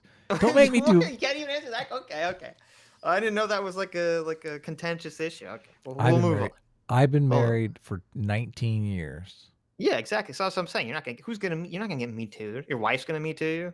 I haven't been married for 19 years. You can't believe you fell for that. Jeez. I don't I can't. know. I gotta play D&D with you guys. You guys fall for anything. Look, you're an old man, Adam. It made sense to me. Okay. When you were a little kid, I was walking down the aisle with my. When you were sucking on your mom's teeth, I was rolling in the pussy. Yeah, exactly. Sad F's the blah blah blah name for $5 says, What happened? I don't know. He's a weird name. Says, what happened to Pangburn philosophy, Adam? I'm not sure what happened to Pangburn philosophy. Travis Pangburn blew up by not like taking money from people and not returning it. Yeah, wasn't that some Jordan Peterson, Sam Harris conversation or something that went awry? Yeah, Pangburn philosophy did Jordan Peterson and Sam Harris debates. They did 4 of them, I think. They did the last conversation they did was with Brett Weinstein and Richard Dawkins, which was amazing. That's right. Amazing. It was Brett Weinstein, Richard Dawkins. That's what all the problem was. But Travis made mistakes, business mistakes. And I mean, I think he should have listened to more people around him. I think people wanted to help him out, but I think he wanted to do it his way, and his way was not viable. But he had a lot of like cards stacked against him. So Okay. Andrew Cruz for 5 Canadian says, "Please don't unlist. Often I rip the audio and listen at work. Super chat for the lost ads. Thank you very much." Well, even if we unlist, everyone remembers, I always link a playlist. You can always find these streams and any of our old streams in the playlist if you can't find it via the YouTube search. yes, and I updated the playlist Great. even recently. I try to update the playlist right after we do our weekly talks. Right. So even if it's So unlisted, you can intellectual. always find our streams. Do you like the intellectual stuff, Sitch? No, I hate it. This was Let's all play D and talk about One Punch Man. This was a very intellectual discussion. It was not. It was totally intellectual. Contrast for 2 Ozzy says, just some squall bucks for my favorite alt writers. Thank you very much for the squall bucks. What? Sacrilege. You're not an alt writer? Come on. You're Jewish. You're not allowed to be all right. Oh, that sounds like anti-Semitism. I'm not Oh, yeah, allowed yeah, to I be know. all right. Okay. Who comes up with these? That is Some no kind matter of what. Nazi? Whenever a Jew is denied anything, it's always anti-Semitism. Yep. Perfect. That's exactly how it works. There you go. Doubt for $2 says, journos equal society's gossips. perfect female job. How dare you, don't? How Oh, I dare like you? that. Is I do sexist. like that. I do not. I do not. I condemn. I condemn. Condemn. Uh, Joshua Yeah. Cornelius for another $5 says, if he had simply insisted on playing Kenny Rogers the whole time, this would have never been an issue. That's awesome. That is There you awesome. go. He should have done that. He should have found out. I mean, she still has her MySpace up. He could have found out what music she doesn't like. Yes, okay. Exactly. Yeah. Kenny Rogers probably has some sexist songs though that she would have turned into like, oh, and he played this Kenny Rogers song about going to bed. I don't think I know who Kenny Rogers' music is offhand. Really? Oh man. What's one of his songs? Kenny Rogers. Actually, I can't think of it. Kenny Rogers Gotcha. is like a country western singer. Didn't he do a song that was in the movie 9 to 5, which is actually about working women? Strangely on topic. Maybe. I think Dolly Parton. I think Dolly Parton was in that movie. What's your take on Dolly Parton? God, that's before my time, Adam. Yeah. Yeah, he looks familiar, but I can't recall any of his music at the time. Hammy227 for 8 Aussies says bloop. Bloop. Thank you very much, Hammy, for your weekly bloop.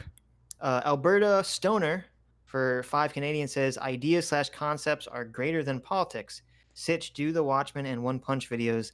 Leave the DNC road to WrestleMania to the WWE politicians and their fans. Yeah. Well, my next video is about Spooderman, and maybe the next one after that, I might do another one. So here's the thing. People in the chat, let me know. After my Spooderman video, what do you want? Do you want a Watchmen video or a One Punch Man video? I'm not doing talking videos anymore. I'm just like blowing things up. You're just blowing things up? That's what you're going to do now? All my videos are going to be art from here on out. Art. I'm gonna really dive into my art, my conceptual side. Yeah. Well, look, with YouTube coming out and basically saying that if you're talking about news and politics and you're an independent person, they're gonna get fucked. Yeah, exactly. They're going to stifle your growth. YouTube. Yeah. You know, it's interesting. Did you see that thread I tweeted about the Canadian journalist? Mm-hmm. There's a Canadian journalist who's invited to some off-the-record Google meeting thing with a bunch of journalists in Canada. Really? And he refused to do it because it was off the record. But he said that the whole thing was about Google is apologizing to the Canadian government and the Canadian journalist for breaking the news industry and is trying to work with them to make sure more, authentic, true sources, appear at the top of the list for Google. See, I don't know that. I guess you can blame Google because Google is the one that took the classified advertising dollars away. So the newspapers used to make money in other ways, and then the journalists, the news departments always lost money. They were always subsidized by advertising, but now they're like being directly.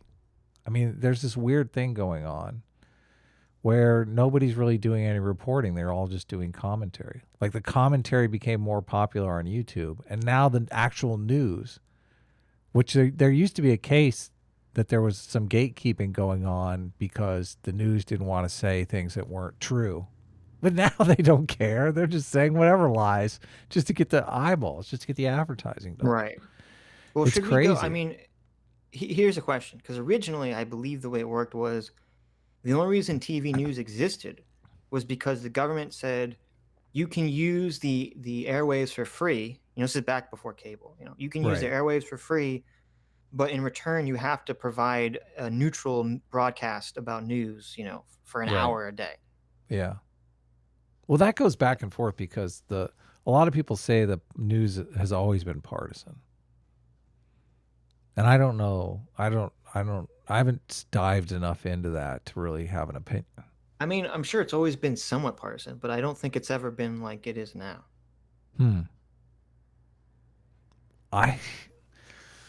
seems like people are just willing to lie now. I don't know the people who say, well, it's always been completely partisan. It's like, didn't Kennedy have an affair with Marilyn Monroe, and reporters knew about this, like, and never said anything? Right. Like, how can you say that the news was totally partisan when something, if it was happening today, would be front page news because fuck that guy? And before they were like, well, we have partisanship, or is it a question of money? Are they different? Like, because as you're saying, it'd be a big story. You know, president's cheating on his wife with what's her name? Yeah. The hot lady. Yeah, Stormy Daniels. Marilyn Monroe. You know, that'd be a huge story, make lots of money, but people wouldn't print it because they cared more about some kind of principle over money. Yeah. What was that principle? Like the good of the country, or what? Exactly. Patriotism? Some crazy idea like the good of the country. Yeah. Well, I mean, it's the same thing with FDR. They wouldn't put pictures of him in his wheelchair. Yeah. Well, I wonder if it's because the news media was both conservative and progressive, and like the progressives they don't care about authority. Like all they want to do is tear down authority. Right. Maybe I think that might be it. And I also think it's because we had these existential enemies that were existential threats to us. Yeah. In World War II, you had the Nazis, and in JFK, you had the Russians and the USSR. So maybe the country, it's like Watchmen. There was some external enemy out there that we had to unite against. And now that we don't have that external enemy anymore, the enemy becomes the Republicans and the Democrats. We need to talk to the people who make those real girls. Those is it real girls? The real dolls. Real dolls. And we need to get them to make a giant vagina squid. A giant blue vagina squid. It's got to be giant though. And I want it, like we have to drop it on New York. It's got to be super realistic though. I want real vagina. Okay, this is how we're going to save the country, everybody. Okay, this is how we're going to end the SJWism and the tribalism. We're going to contact the real doll people, and we're going to commission the world's largest giant alien vagina squid. Yeah. So large that we will drop it on New York City. Yeah. And we will unite the world against this alien threat. Didn't Philly D take a bunch of money to start some news channel? Like he crowdfunded some news channel that he never actually created or something like that. We should crowdfund the vagina squid. There we go. There we go. We're gonna. Who start needs a news channel? We need like a 500-foot vagina. We're gonna start a GoFundMe to create a 1,000-foot long. Oh, there we go. Vagina squid that can be dropped on New York City to bring peace to our country. We'll have animatronics as like stretch goals. There you go. There you go. Stretch goals will be animatronics and maybe even stretch your alien vagina. Yeah. It'd be super cool. Come on. We'll save the world together. So did you ever finish the Watchmen comic? No, I lied to you. I told you I was going to finish it and I didn't. You never did. I have one more chapter. I'm listening to the audio version. The audio version's online. There's an audio version of a comic? Yeah, it's great. I love it. How does that even make sense? They read the comic bubbles. Yeah, but you have to look at the pictures. The literal picture book. You can't have an audio version of a picture book. No, they book. have the comics. They have the comics in it too. It's amazing. It's totally amazing. It's like a video. Yeah, it's like 12 hours long. Oh, I see. That's kind of interesting. I think it might be 12 hours long, to be honest with you. Yeah. Yeah, Watchmen has a lot of dialogue. I wouldn't be surprised. Yeah. It's so close to the movie. I mean, the movie's a fairly accurate representation of the last chapter. Okay. This is how I describe it. The Watchmen movie is basically like a child putting on a puppet show of something they read. And they get all the names and dates and places and facts right, but it's devoid of the meaning. Mm-hmm. Because the child doesn't understand what underlies the story. That's deep. Do you not agree? I was reading the chat. Okay. No, I don't really understand, but aren't we supposed to debate this? Aren't you going to lay out your argument? What is the 10-step argument? what is the Watchmen movie? Like, what is it about? Did you know I'm thematically? debating Kent Hovind? Yes, I did know that.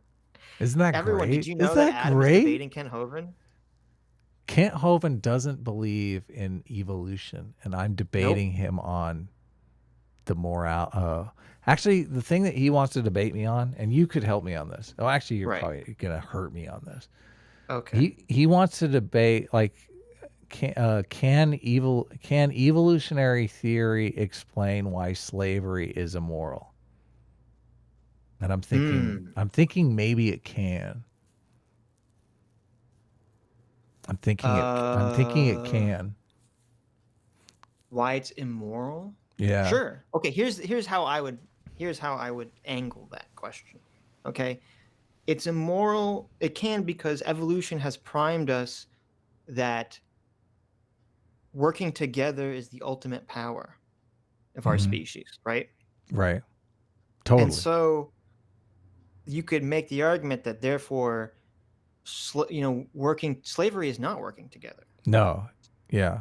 Right? So you could kind of approach it from that angle. I don't know. I think that's kind of that topic is far too narrow to discuss for a long period of time, in my opinion. Yeah, he wanted to make it super narrow, but like you would have to lay out the argument, because my argument for more like the evolution and explains morality, because morality allows people to cooperate. It's just a list of rules that allows people to cooperate, and the list of rules that allows the most people to cooperate have an advantage over smaller groups cooperating. Like a bigger group is going to beat a smaller group.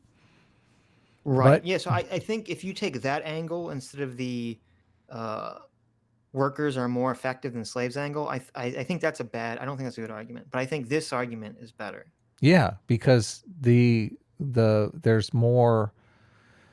They're collaborating of their own free will, that makes the collaboration stronger. Well, I think the way it works with humans is that the more people you have working towards the same system, the better, the more likely it is that system is going to work. Be successful. Yeah. Yes, be successful. That exactly. Right. And slavery there's actually, yeah, slavery doesn't have that kind of cooperation.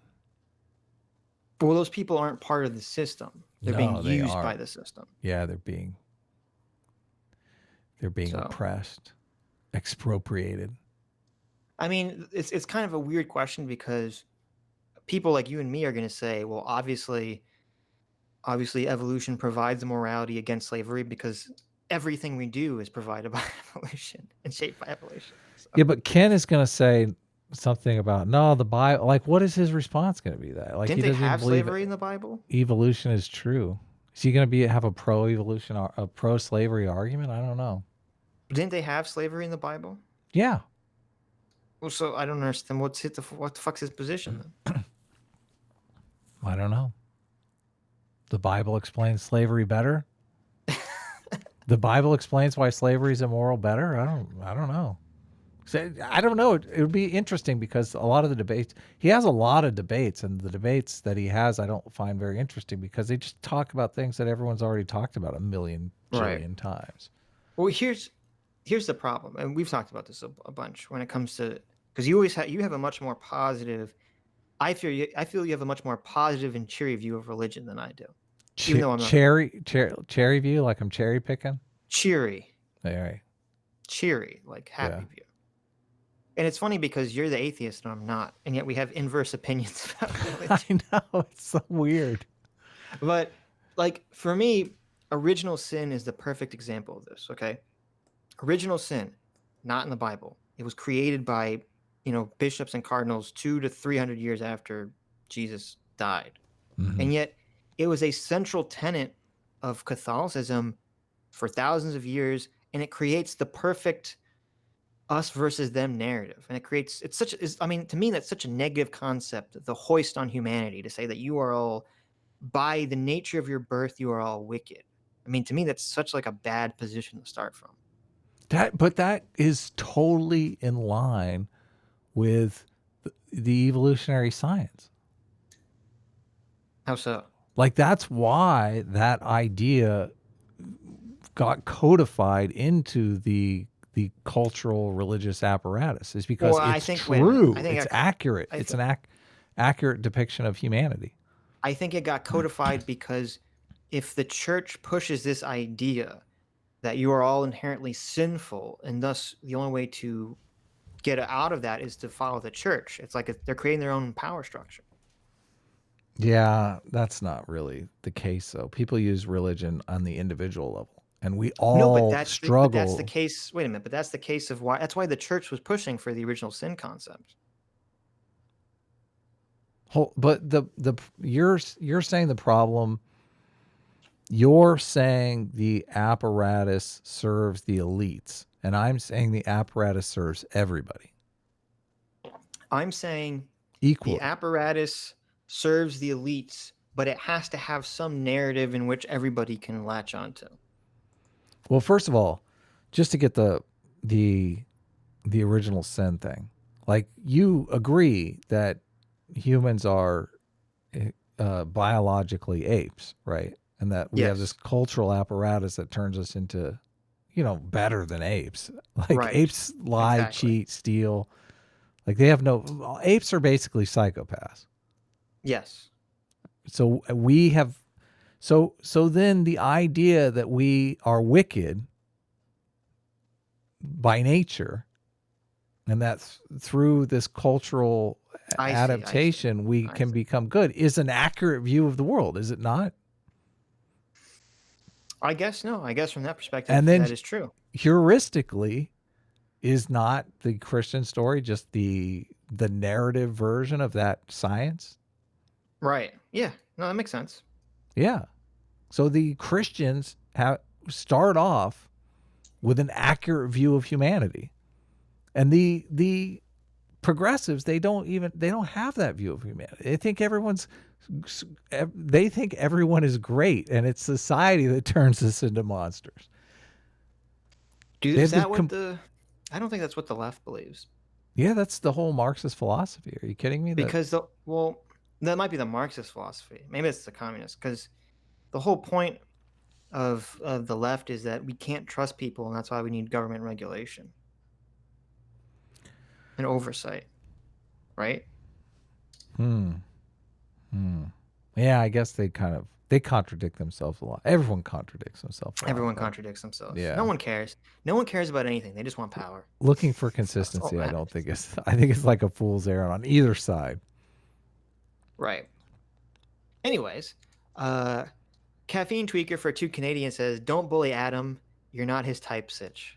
That's Yeah, exactly. I don't want a Me Too story. I'm trying to probe for. I want Adam to tell me that I'm his type. Tell me. You just like big, black, inky skin, white, glowing eyes, and a massive, teethy frown. That's your type. I right? hung out with Sitch in his hotel room, and he made a pass at me. That's right. We hung out alone, and the door I'm was me- closed. I'm Me Tooing you right now. Was your wife upset that you hung out with me alone without a chaperone? Well, she did. She's kind of like, "Why didn't you invite me? I want to go." She's like, "I saw you texting from Disneyland, and I was very upset." She loves Disneyland, so. We didn't go to Disneyland. What are you talking Yeah, about? but we were in the Disneyland parking lot. Right. See, Yeah. why didn't you introduce your wife to me? What happened there? Just not. We weren't. You're just my work. You're my work buddy. Okay. Let's keep it. Okay, I see. You gotta Let's keep it separate. professional. No, I'm just kidding. You're embarrassed of me. There You're just wasn't an embarrassed of me. opportunity. Why didn't you come to VidCon this year, man? Hang out. It's not a big deal. There you go. We'll hang out next year. Nah. You'll fuck bring your VidCon. wife. We should go someplace cool though. We like that mines thing would have been cool. I think it's over now. The mines thing? Oh yeah. That still happens. That hasn't come up yet. Yeah. In Okay. August or Maybe we'll November. go to that. Maybe we will. Contrast for $5, 5 Aussie bucks says, "Wow, stuck. You keep pushing back your Watchmen video. You know, the one where you tried to feebly justify your amazing opinion. Sounds like you're just Your trash awesome." opinion. Don't. It's sacrilege to misread the super chats. Is it? Yes. You know the one where you try to feebly justify your trash opinion. Sounds like you're having doubts. Here's the problem. It doesn't matter how amazing my Watchmen video is going to be. Contrast he's put too much of his persona and his personality into trashing my Watchmen opinion. He can't ever change his mind. He wants to set be in right. stone. Like, why would you change your mind if you're already correct? Oh, because he's wrong. Because you're wrong, Contrast. You're 100% wrong. Okay. Sooner or later, we're going to debate this. Yeah, The whenever you finish visuals in the comic, the then we can debate visuals it. in the movie are just so much more incredible than The what is? the visuals in the movie are so much Oh more my incredible than the God. graphic novel. Fuck the visuals off. in the movie That's are how incredible. that's how you know that you're an artist. You care about visuals. I don't give a shit about visuals. Really? I want story. Come on. You want both. Story. Ultimately, you want both. I guess. But Watchmen had a good story. I Yeah, mean, it was not an the okay movie. story. The movie was shit. They both were, yeah, like equally okay. How dare you? How dare you? A very dead horse for $4.99 says JFK was a Democrat, so he got a pass. Also, Wilson, FDR, and LBJ. Even Clinton got a pass for the longest. Carter didn't seem to get a pass though. What did Carter do? Carter didn't do nothing. Well, I mean, everyone had on him for being weak and the hostages and stuff. So I thought we were talking about sex stuff. I'm like, Carter didn't Was have a there Monica any- Lewinsky. conservative president who had some secret or some affair that people hounded on, like in No, because they're in the 40s? conservatives. Are you kidding me? Come on. Can you imagine I don't- George Bush cheating on his wife? Come on. It's not even. Could you imagine Reagan cheating on his wife? Of course. No, not at all. Oh well, you're not at. He's this guy is a Hollywood actor. Of course, he's gonna cheat on his wife. Come on. Nah. Come on. Nah. Come Not on. going to happen. Okay. Conservative guys are loyal. The loyalty. You're drinking the Kool-Aid, Yeah. Adam. I would argue 90% of someone's politics is whether or not they're a cheater. Really? Yeah, I would think that if a person is like a cheater, that they're going to be a progressive. That's just the I way it don't rolls. agree with that whatsoever. Really? What do you mean? There's like tons of. What about the stereotype of like the conservative Christian politician who's like having a gay affair? Who? Remember that guy who was on the he said he was on the Appalachian Trail. Oh, yeah, I forgot about that guy. That was a good one. Or was it the same guy or was it a different guy? Wasn't he with a reporter? I think he was with a reporter. With a male too. reporter, yeah. Oh, really? God. Or was it a female? I don't know. That's crazy. I don't remember. Or who was the guy? Remember some other guy that like he got busted at an airport, like he was trying to like get. Oh, the with guy wide in the cell stand next with guy? him. Oh, yeah, I remember that. That guy was. Come on, he just had a wide stance. Why you gotta, God, mine's in the gutter always. so judgmental. Oh my god. That's the way they tried to play it. It was pretty funny. It is. Joshua Cornelius for $5 says, "Is Sitch unaware of any pop culture older than 20 years ago, except for D&D, of course?" I would say I'm probably unaware of pop culture older than 30 years ago. Yeah. Probably be my limit. I live this stuff, so I mean, I'm a kid of the 90s. You're like a kid of the 80s. What are you talking about? Yeah, but I mean, I was in my 20s in the 90s, so Right, but you're not a kid. most of the then, you're- stuff. But you really absorb. I mean, everything that's true. happens when you're in your 20s. Come on. I was like They did a a- legitimate kid in the 90s. I was reading the book Selfie. I think it's John Storr, and he was talking about this social psychology experiment that they did where everybody talks about the things that happened in their 20s. And somebody got the idea to ask people who were younger than 20 to have them fill out the survey, and all they talked about was the things they were going to do in their 20s. Really? That's interesting. Yeah, which is so fascinating because it's like human beings fixate on their 20s because I think that's like when the child reproduction shit is going on. Well, I So guess our- I'm screwed because I threw my 20s, I crumpled them up and threw them in a trash can. So I guess I'm pretty fucked. Well, maybe you're a late bloomer. You never know. There we go. There we go. We can hope. Ichigor TG for $2 says storm Area 51 with a giant squid. Yeah, let's do it. Okay? Someone has to explain. I saw on Twitter briefly that there's like some sort of Area 51 meme that everyone's talking about. I read a book on Area 51 that was really good. It's called The Dreamland Chronicles. We talked a little bit about that off stream. I don't know if you want to go into it, but The Dreamland Chronicles? I don't remember talking about this. no, we talked about Bob Lazar and whether or not well, it was we can hop believable. into it for a second. I just want to say, okay, so apparently there's some meme that's like a bunch of people signed up to storm Area 51 to see them aliens. Oh, really? So that's kind of funny. So that's what the joke. It's a Facebook event. 500,000 people RSVP. Really? To storm That's Area crazy. 51. That's funny. They're in Dreamland Chronicles. There's a guy I think he's an ex-Navy SEAL, and he goes into Area 51 at night, like commando style, like paints his face and shit, and like jumps the fence. This is fiction. No, this guy really does this. Yeah, but He really broke into Area 51. Yeah, he's done it multiple times. It's in the book Wow. Dreamland Chronicle. Yeah, I was working on a screenplay that was a cop, and it's about breaking into Area 51. Mm-hmm. Yeah, a cop basically hires two strippers to break into Area 51. Obviously it's an action comedy. That's like all I ever write, but a lot of it. So I read a lot of books on Area 51 to kind of get the idea. And this guy is just like, he's such a character. But he never believed that there was aliens in there. He was just an aircraft nut. And he thinks that all the super secret technology, like they were literally working on the stealth fighter at Area 51. So before the stealth fighter went public, they're flying this thing around Area 51, and all the aircraft nuts wanted to see it ahead of time.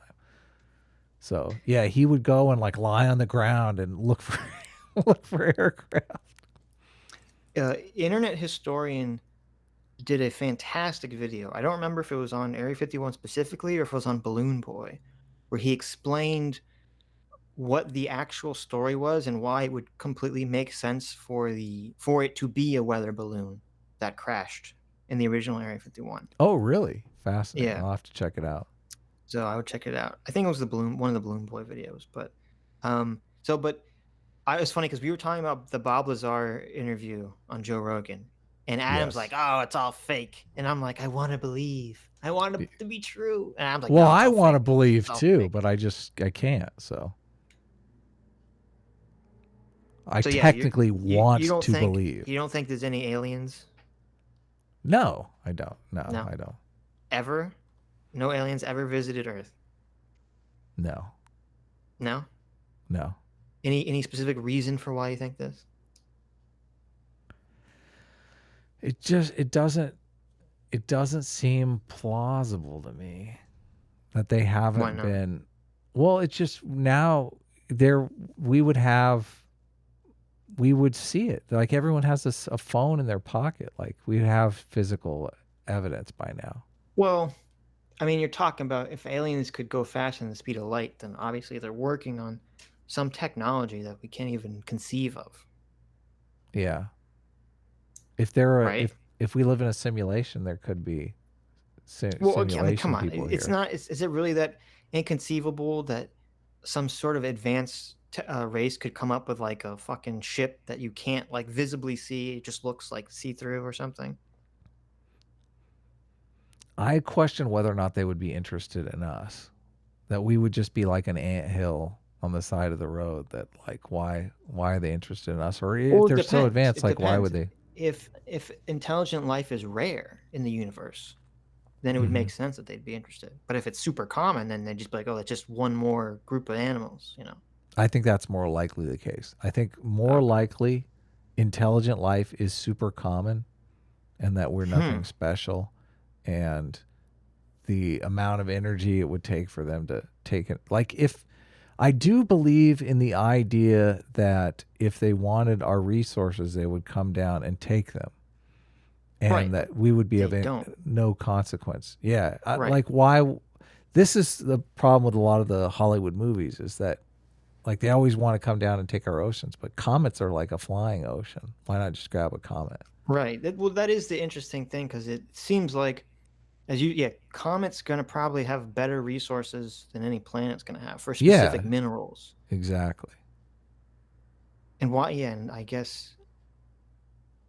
And again, because you get into the solution of, okay, if you have an advanced society that is flying around faster than the speed of light, like, are they going to really need some kind of resource that you can give them? Yeah. Yeah, no, it's great but for movies, but I don't buy it. I disagree with you. The idea that you think intelligent life is common, I think that's completely off base. Really? I mean, well, because look at the if intelligent life was so common, then we would have seen it. We would have seen radio waves or TV waves or something, right? Yeah, It was totally. that That common. too. Yeah, that too. But we haven't seen that. Where is everybody? Right. Well, they got to be outside of our range. So it would be common, but far enough away. I see. And not only that, when you're looking, so if something's like, well, I guess if something's only 4 light years, where's the closest planet at? Alpha Centauri is 3 light years away. So they're saying there's an Earth. Well, I don't know type. if there's a habitable planet there. It's the closest star. Okay, so we got to find the closest habitable planet and find out how far away it is. Because if it's like 20 years, then maybe that we will see radio waves.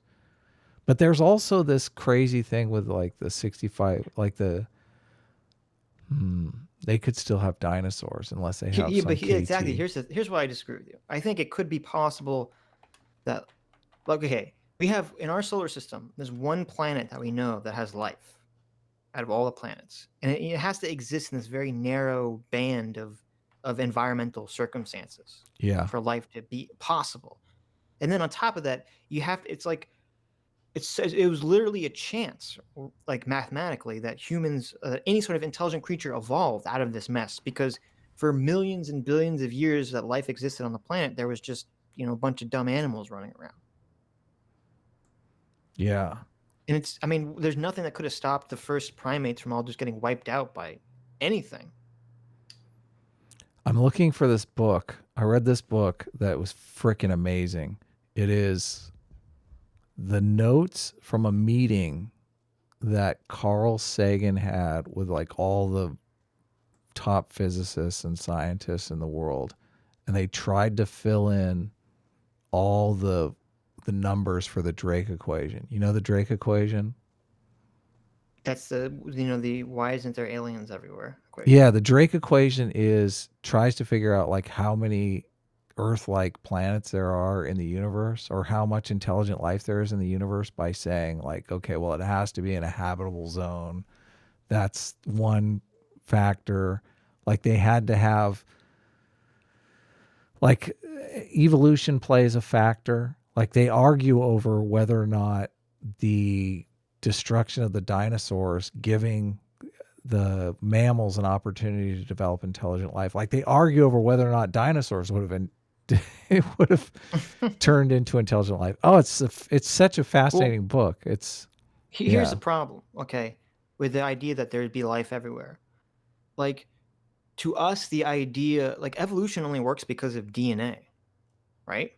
Yes. Yeah, they talk about that DNA was too. a process that evolved. You could have life that could be created on some planet that doesn't have a way of changing via evolutionary process. The reason why they talk in the book, they talk about the carbon-based life forms. Like carbon is a very interesting molecule because it's allowed for covalent bonds. So you can get crazy molecules out of carbon. But I think that you can also get those crazy molecules out of silicon, which has the same thing. Right. It's like one has 4 free atoms to form bonds with, and the other I think has 8. Mm-hmm. Don't hold me to any of this.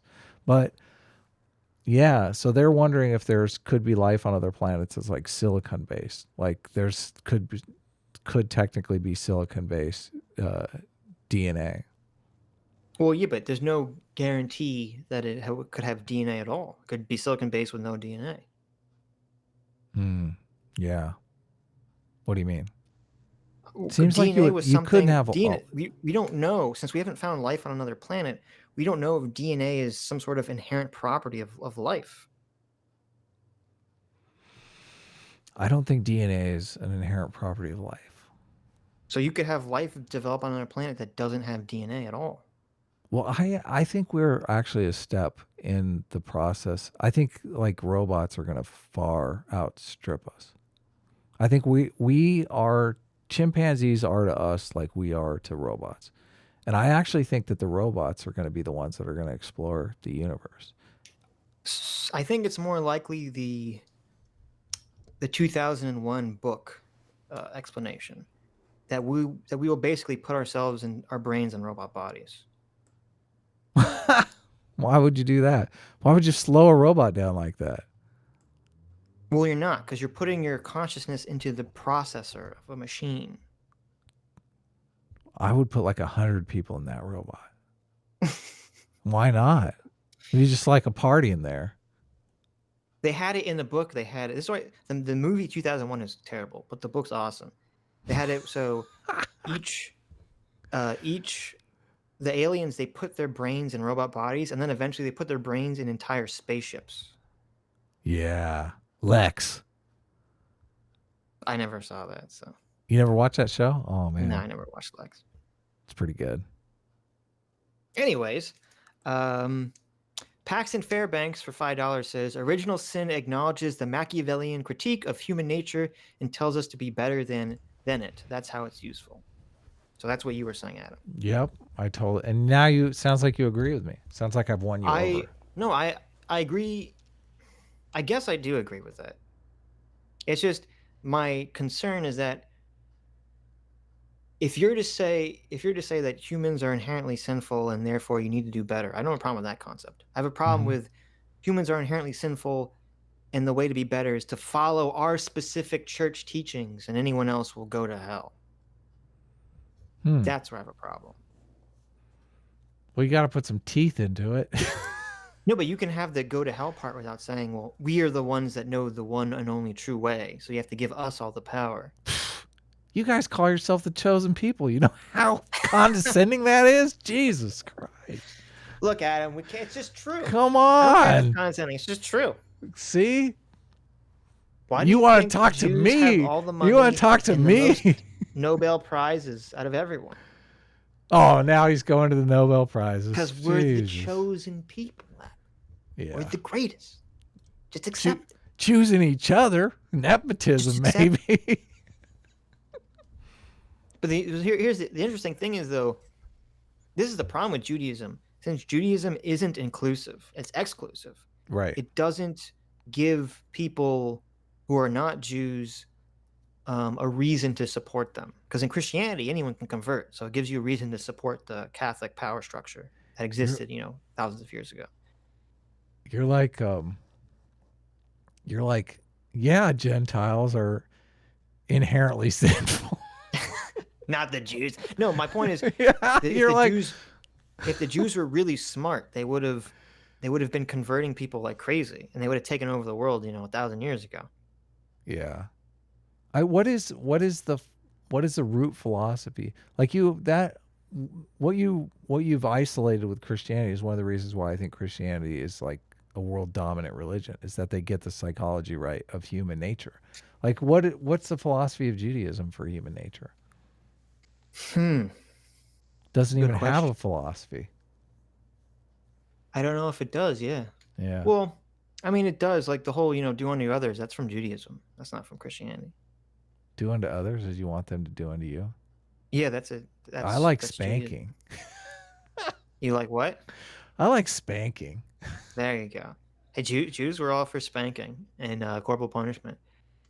Yeah. I think Judaism's interesting because if you look at it compared to other religions that still exist, it still has a lot of this kind of like old world feeling about the religion that the newer religions don't have.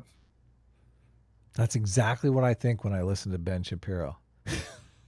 Like fucking in the Bible, they're talking about, in the Old Testament, in the Torah, they're talking about sacrificing animals to God and the pleasant smell like appeasing him. I mean, it's like, come on.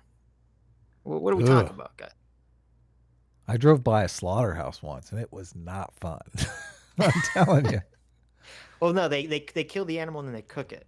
It's the cooked smell Oh, that God okay. likes. Ooh, So I must have been smelling the hooves or something. yeah, you were just smelling the blood and guts. Ooh. Yeah, that's not good. Non-Vita Rex for $5 says, I might have asked this already, but what do you guys think of intelligent design theory? Well, I know what Adam thinks about that. Yeah, I don't think it's true. I mean, I'm assuming if you're an atheist, you can't possibly, there's no way to think intelligent design is real. Right? I just think there's better explanations for it. But I mean, I honestly, the only God that I could believe in is the simulation God, which it's funny to me that the simulation God has the same problem the theist God has, that you're just removing reality by one step. Like you still have that who created God question. Right. Yeah. So I don't understand why would that be a more believable scenario? It's more plausible just in the fact that we're going to develop the simulations. I see. Yeah, so that makes it more plausible to me, but it also terrifies me because the reason why we would build simulations just the idea that we're in one of those simulations just scares the daylights out of me. Like I was under the impression in theism that it was settled, like God created us because he wanted companionship. He created us for companionship. Well, wait a minute. Let's go back to simulation theory because I wanted to bring this up with you because Scott Adams talked about this and it was very interesting to me. He said it's like a couple of days ago. He said he believes the simulation theory is true because he feels like he can shape reality according to his intentions and whims. Yeah. And to me, I found it very interesting because first I'm like, okay, so he's totally on board the new age secret train, which is that your intentions create reality, which I find interesting. But to me, what he was saying made no sense because I'm thinking if you're living in a simulation, you would have no control over it. Everything would have to be predetermined. Yes, exactly. So I don't know what the fuck he's talking about. Yeah. Somebody asked him about that today on the. Oh, he had really? a bunch of call-ins and but he didn't really elaborate on that. I sense that contradiction as well because you'd think free will is the first thing to go if you're living in a simulation, unless of course you're the player. Well, yeah, but I'm assuming if it's a simulation, there would be no players. They're trying to figure something out, right? That's the whole point of a simulation. You're trying to figure something out. This is why I think people should debate the simulation theory because it's interesting. Because that's not the only plausible reason why they would develop a simulation. Yes, what to would figure be the other reason? Experimentation is the most terrifying thing. Yeah, but what is experimentation is trying to figure something out, right? Totally. Yeah, that's what I'm saying. But there could be other reasons. Like companionship could be one reason. Like an archive of history could be another reason. Right. That's true. But yeah, the only way it would make sense that you could, if you were in a simulation and you could control the simulation, the only way that would make sense is if that was what they thought real life was like. They're trying to figure out if free will actually exists. No. They built this simulation. No. I just here it is. Here's the mind-blowing part, okay? They're trying to figure out if they're living in a simulation by creating a simulation that's trying to figure out if they're living in a simulation. Oh man. Yeah. I thought they were gonna. I thought you're a fan of the Matrix movies, right? Like, sure. Well, I like the first one. The first one, right? Part of the second one, yeah. Yeah, me too. Exactly the same thing. Stupid. The third one totally blew it. Like they set up such a great movie with the second one because I thought, oh my God, they never got out. They're still in the fucking Matrix. Well, it seemed like they didn't. Well, it's weird because the third one came out. It was really weird. I think this is the only movie they ever did this. The third Matrix movie came out only a few months after the second movie. Yes, they filmed them both at the same time. But it doesn't make sense because when you get to the second one, you watch the second one and they ask all these amazing questions. You're like, oh shit, like all this crazy stuff's gonna happen. But in the third one, it's like, oh, they didn't have any answers for any of this. No, yeah, totally. It was so bad. But it's weird because usually when that happens, you assume it's because they like if you're making the things at the same time, you're gonna assume that they had the fucking answers, right? But they didn't. Yeah.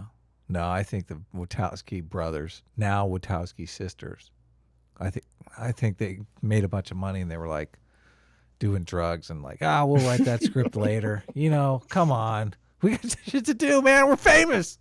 They pulled the Lost. Yeah, totally. They just copped out. The amazing thing was, though, the second movie set up that I thought, you know, when we're actually going to see what the real world is like we haven't even seen the real world yet. That's so amazing. Like the real Right. world could have been anything. It could have been incredible. Right. Yeah. Nope. They totally dropped the ball. They should have they should have made it like you were saying, just like they were trying to figure out if they were really in a simulation. Like the robots were trying to figure out if they were in a simulation. Right. That's crazy. Instead, they had a terrible anime fight between Neo and Agent Smith. Oh, I They know. punch each other in the air. The thing that bugged me the most about those mechs, which I'm a huge fan of mech suits, like they had a mech suit where you could actually take the mech suit out just with a revolver because the guy is like totally exposed right in the middle. I'm like, shoot him in the head. He's the one driving the mech suit. I will say that here's the problem. It's disappointing because I remember when I first saw the third Matrix movie, the action scenes are so intense. I was on the edge of my seat. They were like just so well done and so dramatic. And then it all dropped. When I say the action scenes, I mean like the war scenes with the mechs and the robots like piling in through the ceiling and all that stuff. And yet they just dropped the ball completely because they didn't know where the fuck to go. Yeah, totally. It's You sad. got to have a good story. Like the emotional aspect of the story has to coincide with the action. Otherwise, it's just It's not it's meaningless. not just the emotions. It's that if you're posing questions, they need answers. I mean, that's why I can't stand. What's that movie, the TV show where like Left Behind, not Left Behind, where like the people disappear. 4400. I never watched that show. Yeah, this I don't know, some TV show on HBO or one of the Showtime or one of these things where like some small percentage of the people disappear, and it's like, oh, did they get raptured? And I said I refuse to watch that show because I know they'll never answer the question Yeah, that's of bullshit. what really happened. And that's Yeah. why that's why I have a big problem with Stranger Things. They like introduce like this whole crazy alternate dimension. It's fine for a first season of a show to introduce an alternate dimension with a monster, and you just have to deal with the surviving and not getting killed by the monster. That's fine. But if you want to expound on that, you have to explain what the fuck's going on, and they Yeah. never do. Yes. Even And if I just- even if it's like a twist ending and you don't really know what's going on, you have to have some placeholder there that the audience can believe they know what's going on. Well, to me, I mean, I know everyone has different priorities for story, but to me, that's why I've always been a big fan of Stephen King, is because he never shies away from explaining exactly what the crazy monster is. Yeah. Stephen King like believes in clarity. Clarity is Right. so important. Yeah. Yes. Big Right. time. Yeah. A lot of But people, to- a lot of first-time writers try to do mysterious, and mysterious it's not like they mistake mysterious for being unclear. Like they write unclear Right. thinking that they're being mysterious, but really mystery is about a feeling, but it's not about not knowing what's going on. Well, someone made a very good critique of the Harry Potter books, and they said part of the reason they're so successful is that they're actually mystery books. For kids. Each one starts with some mystery, and then at the end, and then you unravel it slowly throughout the story. It's the same thing Right. with like, remember the Dan Brown, the Da Vinci Code books that were so popular. Yes, they were big mystery books. Mystery is good as long as you give an answer at the end. It's when you Yeah. don't give an answer that I go, oh, go fuck yourself. Well, you gotta also, a lot of first-time writers make the mistake of thinking like the ending is so good, but they don't give you any clues along the way. Really, it's like Right. a lot of writing is misdirection. Like you're throwing two possible conclusions out to the audience and then selecting a third. A lot of people think, like I'm constantly telling new writers, like no one's going to get to the end of your story because they don't know what's going on. There's no hook along the way. Like you can Right, read a exactly. script. Like a lot of times, I'll read a first-time writer script, and there really is a moment in there where something interesting happens, but it's on page like 42, and you're going, "There's no reason why that can't be on page 1." Like Right. that's where your story really starts. Put that on page 1 and have me hooked by that, and give the backstory, all this stuff that you're thinking is important up front after I'm already hooked. I should actually, when I start writing my book again, I'll send it to you. You can give me all your writer tips. Yeah, totally. I'm dealing with writers all the time at Deadline Junkies. That's the Right. thing. Yeah. So And I guess to answer the question, I guess I do believe in intelligent design to some extent because I believe in God. So, but I do 100% believe in evolution. So if there, I mean, I guess it's intelligent design to say you believe God created like the initial universe, right? right, God set up the factory, set up the conditions. He started the simulation. He set up the rules of the No, simulation. there's no simulation. Look, Adam. Okay, life is the video game the soul plays. Okay, I'm the player. Okay. there it is. I have free will. I'm the actual player. Because your life is the video game the soul plays. Okay, if you had played Minecraft and beat it, you would know that because that's what Minecraft tells you. Wouldn't it be cool to make a movie where, like, Jesus died on the cross, and on the third day they like pulled him out of the simulation, and we're like, yeah, you're the one. They give him like a robot body, and he's literally outside the simulation. There you go. You think TS would go for that? They'd probably be really No, I irked don't. about that one, wouldn't they? I don't know. Maybe. What if heaven is just not getting your invested in the robot simulation body? theory. It doesn't scare me at all. Really? Oh. No, it's not even. To me, it's really stupid. There's no. It's literally it's all faith. It's completely on faith. It's everything is on faith. Not everything. Okay. Not everything. TJ for $5 says, Adam, since you're an author, describe what Sitch looks like. Don't do that. Sitch. Don't do that.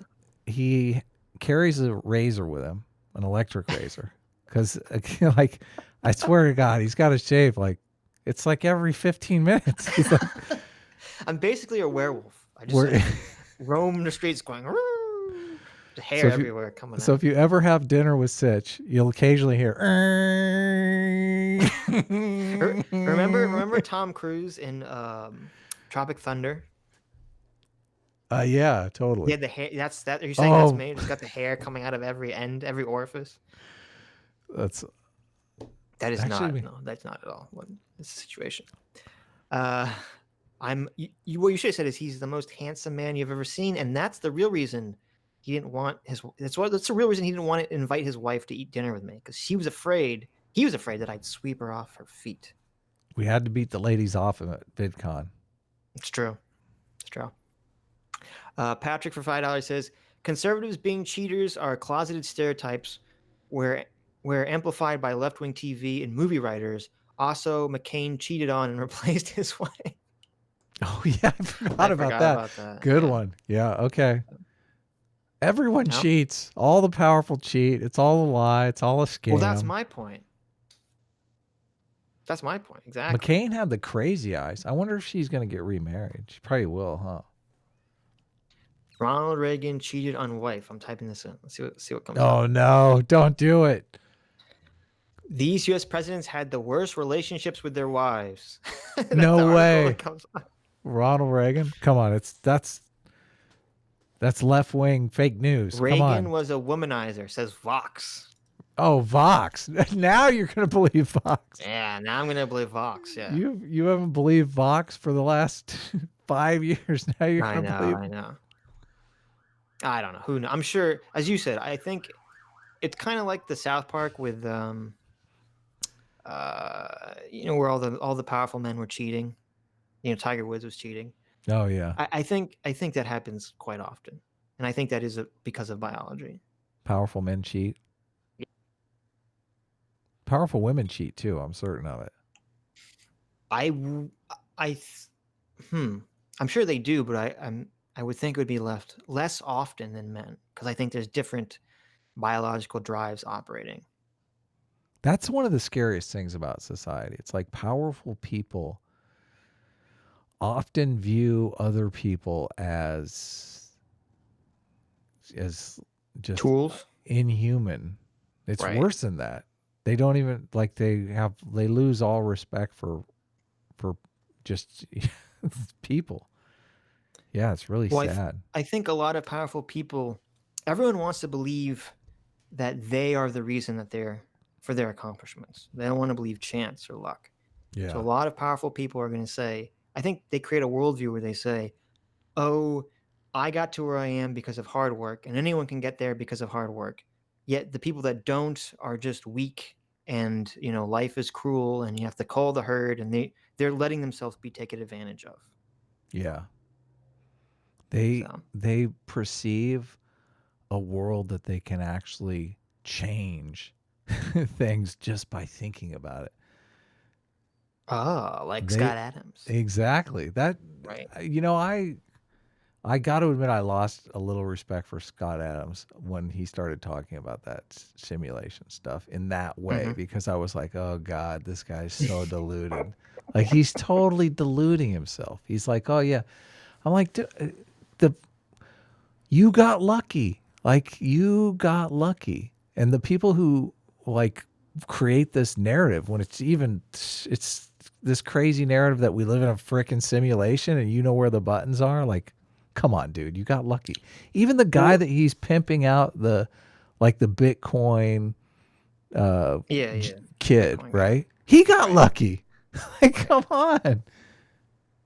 Well, I think something that's going to be talked about a lot once we have the Gattaca genetic engineering down, which I think that's going to be a long time, but we'll get there No, it's eventually. not going to be that long, to be honest with you. I think it's going to be a while, but I think the thing that we never talk about now is that there's a motivation gap, and that's most people. I think motivation is an energy that people are born with. It's a Mhm. biological process, and you look at someone like Scott Adams, who did definitely he worked super hard. I don't deny that he worked incredibly hard, and if you listen to his book, was it called How to Fail at Everything and Still Win? Yes. And still succeed. It's like he had so much failure in his life, but he never gave up. It's like he just allowed the energy. He had the energy, that internal energy, that mental energy that kept fueling him through failure, to keep turning failure into success on some level. And I'm Right. listening to this and I'm like, this is great, but I think he was born that way. I don't think he learned to be that way.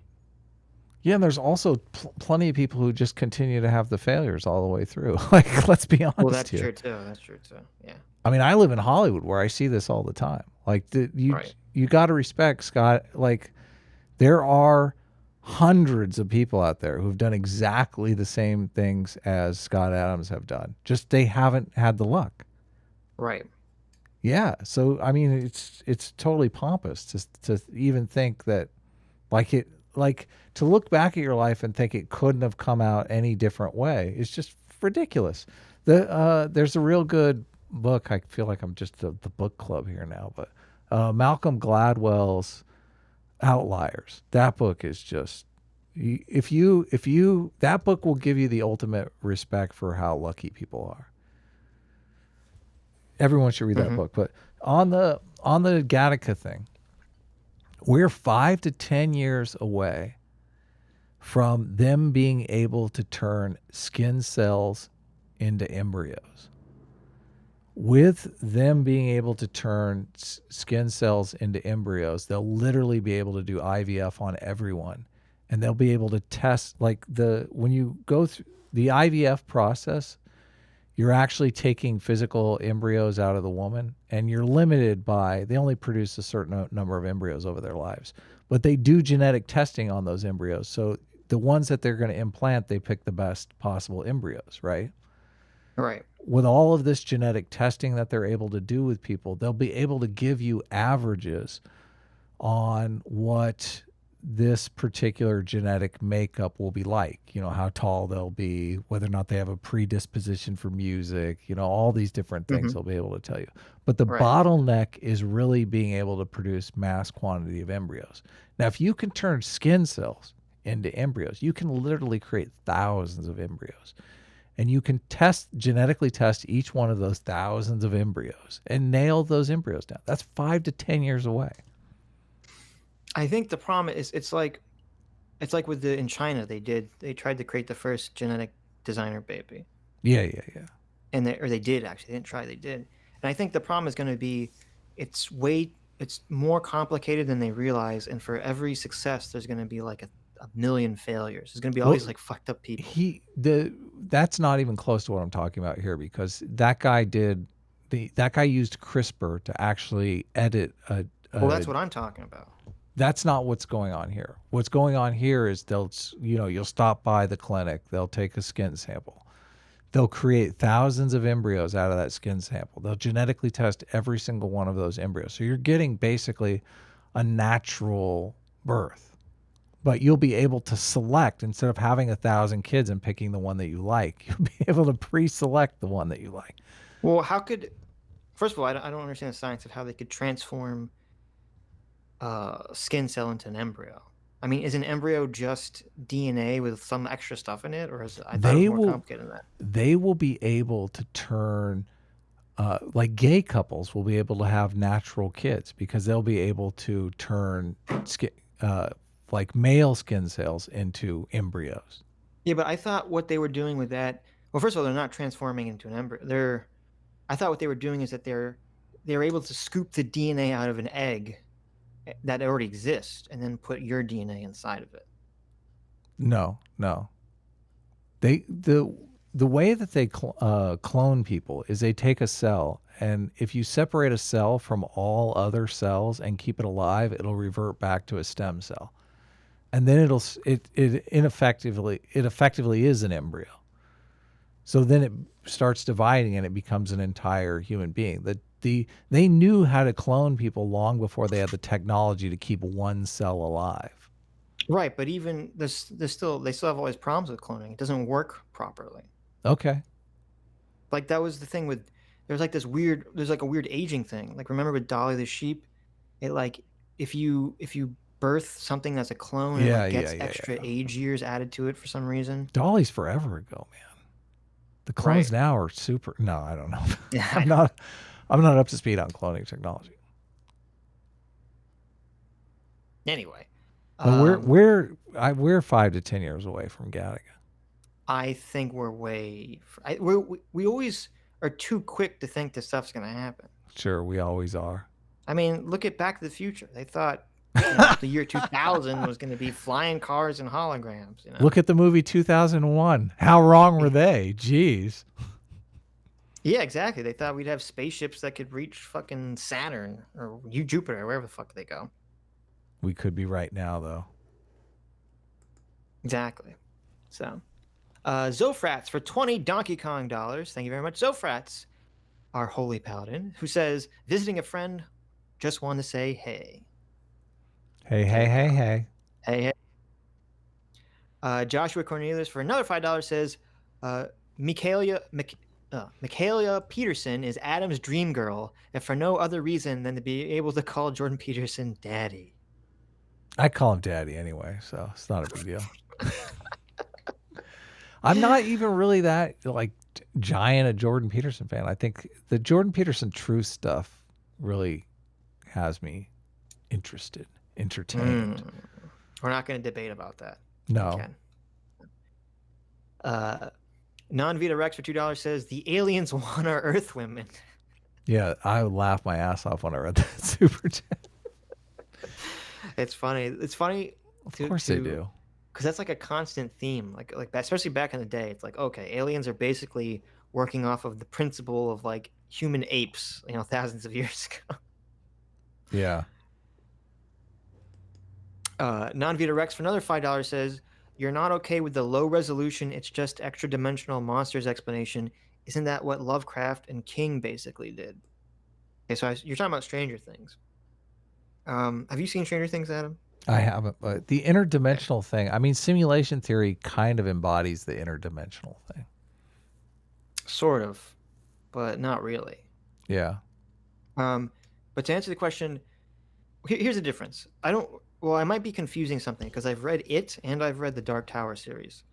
And It is usually what people point to as being, part of the inspiration for Stranger Things. That's, the clown monster. I'm assuming you've seen the movie It. Adam. Mhm. No, I have never seen. That's the one with You've the clown. never seen It? No, I haven't seen it. You've never read Sorry. It? Come on, I don't read Okay. stupid You've never fiction seen books. Okay, Make anyway, believe books. Make believe is for girls. Adam reads only nonfiction books because he's a big boy. He doesn't read fiction like me.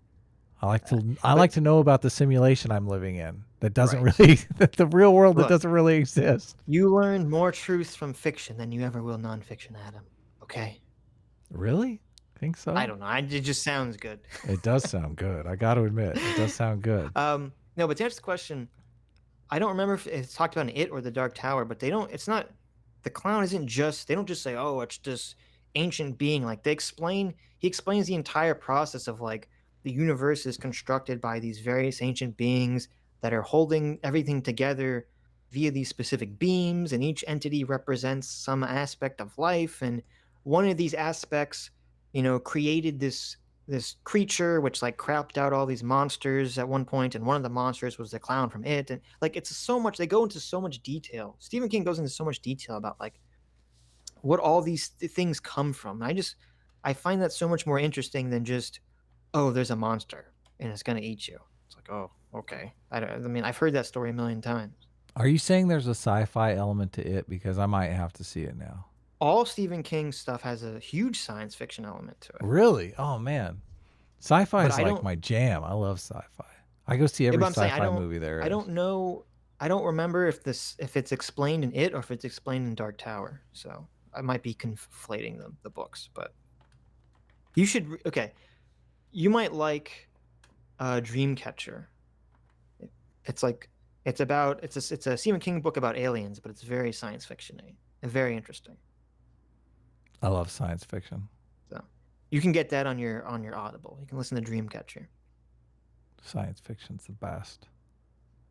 Hallucinate for $2 says an object in motion tends to stay in motion. Pareto. Is that the Pareto? The Pareto is the 80-20 thing. Yeah, 80-20. Do you understand I Super don't. Chat? No, I'm sorry, Hallucinate. I'm not sure I understand your point. but I do like that alien avatar. I do like Hallucinate's Io Lamo alien avatar. So we made it to the end. Should we We check made it out? to the end. It's getting Objective hot in morality is Los stupid, Angeles. What? and then we're done. Is that how we're gonna end it? Objective morality stupid. Are you a moral relativist? Okay, so for those that don't know, we'll do a plug. Let's do a plug for Adam's last stream. Okay. You We were had going people- crazy in the chat, man. Oh man, you were getting angry. Because the guy was saying the dumbest fucking shit like imaginable. Yeah. You didn't That's think the so? that's the only reason I asked you if you wanted to moderate, because I was like, well, you were going off. I figured you Yeah, would but I want to couldn't. jump in If and I was like moderating punch. that, I would just be yelling at the guy.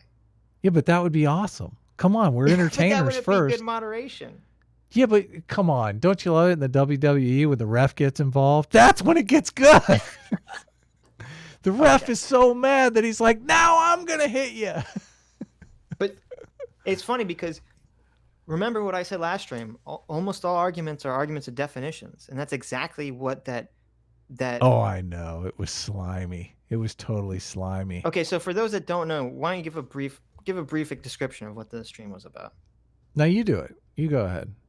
It was they were debating whether you could have objective morality without God or not. Yes. And to me, that's obvious. I don't see how it's possible. Well, again, I would say no, it's impossible to have objective morality without God. But then it all boils down to what the fuck's your definition of objective morality? Yes. Yeah. And it bugged me that Drew picked a definition that was I mean, he just gave Tom the definition, gave him his definition, which I didn't like his definition. I'm like, how is that going to be objective? That's like the most subjective definition ever. Because Drew's definition was objective mean it has to exist outside the minds of people, right? Yes, and that's And then Tom changed it slightly to it exists independent of opinion, right? yes, Which is a subtle difference, but I think it is a significant difference. yeah. It's a property of the natural world, is what he kept saying, but they never defined it clearly. Like, how is it a property of the natural world? Like, what? Well, what see, are you but that's talking my about? point. If you're defining objective as a property of the natural world, then which is how I define it, Right. then I don't see how objective morality could possibly exist without God. Because morality is not a natural property. Morality is totally a natural property, but I have a different definition of morality. My definition. Yeah, but I'm assuming you're coming from like the evolutionary perspective. Durkheimian, yeah, the Durkheimian definition is what I always use. Yeah, but you're assuming set of rules. It's real easy. Set of rules. That's all it is. It's a set of rules. It's a rule set. Right. Okay. Yeah, but if you're going to say that's so vague, I wouldn't disagree with you, but I don't think that's what most people think when they think of morality. They don't just think, oh, you're describing a set of rules that exist. But they do kind of intuitively, because if you question them, they don't consciously, or they don't. I mean, people know that morality is a set of rules. It's right and wrong. Right, but they think it's beyond the rules. They think it's what is right and what is wrong. Yeah, that's the rules. Yeah, but that's the part that I don't think you can say is objective. Well, it depends upon like what the goal is. What the goal is. Group. That's what I always say. Yeah. It depends on what your goal is. But therefore, if something can change depending on its goal, then I would say it's not really truly objective. Yeah. Because you're saying the goal is always going to be subjective. There's no way around that. And this always comes up because they're like, no, the goal is the most well-being for the most people. It's a total utilitarian. Yeah, well, see, that's why I got so mad at what he was saying. Because first of all, he brought up an insane. I thought Drew did good for the most part, but Tom brought up an insane point that I wanted Drew to push back on, which is that he said, if God created the universe, it's still God's opinion what is right and wrong, and therefore would still be subjective. And I'm like, that's the dumbest thing I've ever heard in my life.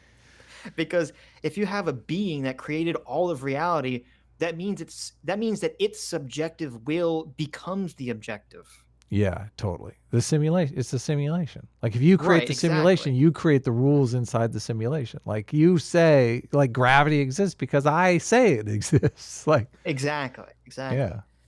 So he was saying, all sorts of weird shit. He was saying that like triangles exist independently of people as a concept, and therefore objective morality can exist. And I'm like, I don't know what the fuck that has anything to do with this conversation. Yeah, they got super abstract, and I don't like the abstract stuff. I like to keep it grounded. That's why I like the evolutionary stuff, because it makes logical sense.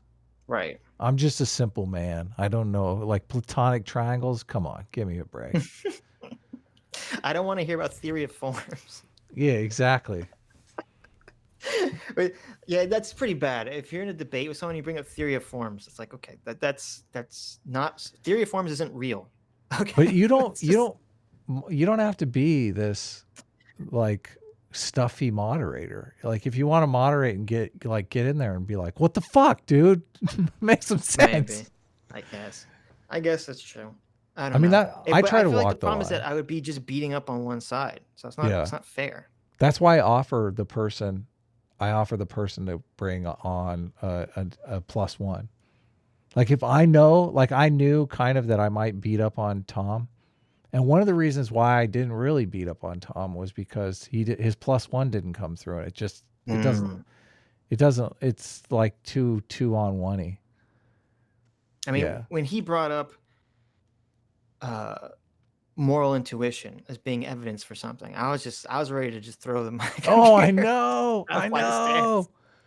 I tried that one question. I think not many people got it, but I was like, don't you realize moral intuition is the same thing as divine revelation? Like you're Yeah, that literally was a good saying, question. I believe in divine revelation. You're just calling it something different. Yeah, no, I agree. That was a good. Yeah, if anyone hasn't seen it, I would recommend watching. It's on your Think Club channel. Yeah, totally. It was an interesting debate. I got very triggered by it, and you could see at some points in the chat, I got pretty triggered by it. So, Oh God, he was commenting. He was going. I was like, this is great. Tom was saying some things that were rustling my jimmies pretty strongly. So If he would have had his +1, I would have been like, listen. I like Tom, and I've had 2 other debates with him, and he said some stuff that's just like, I'm like, atheist bubble.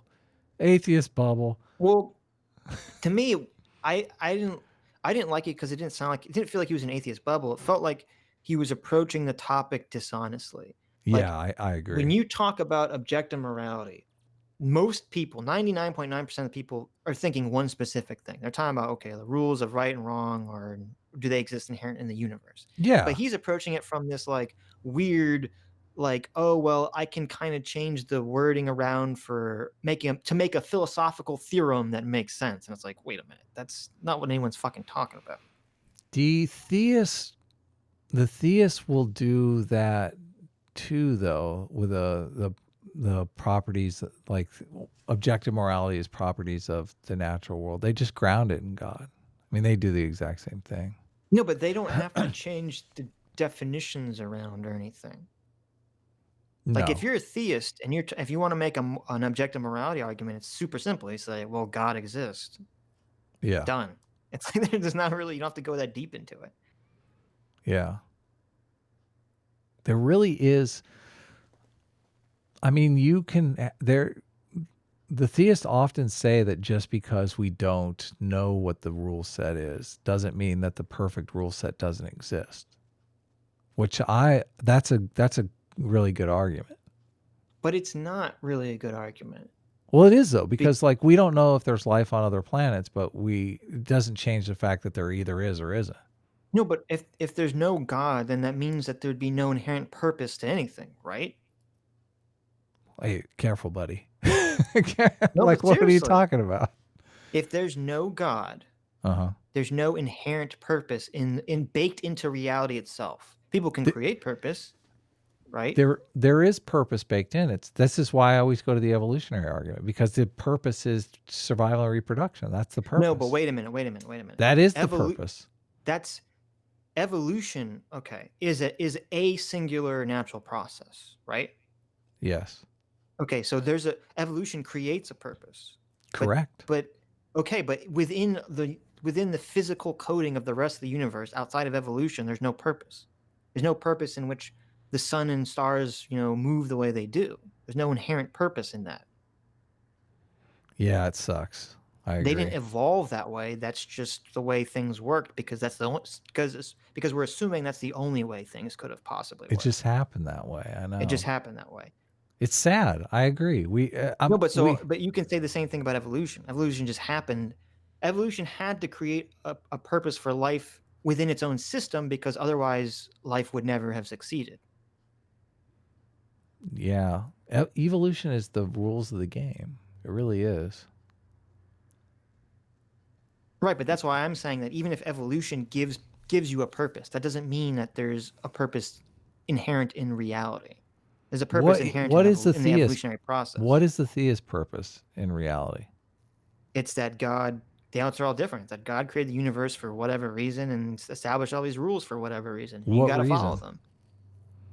Right.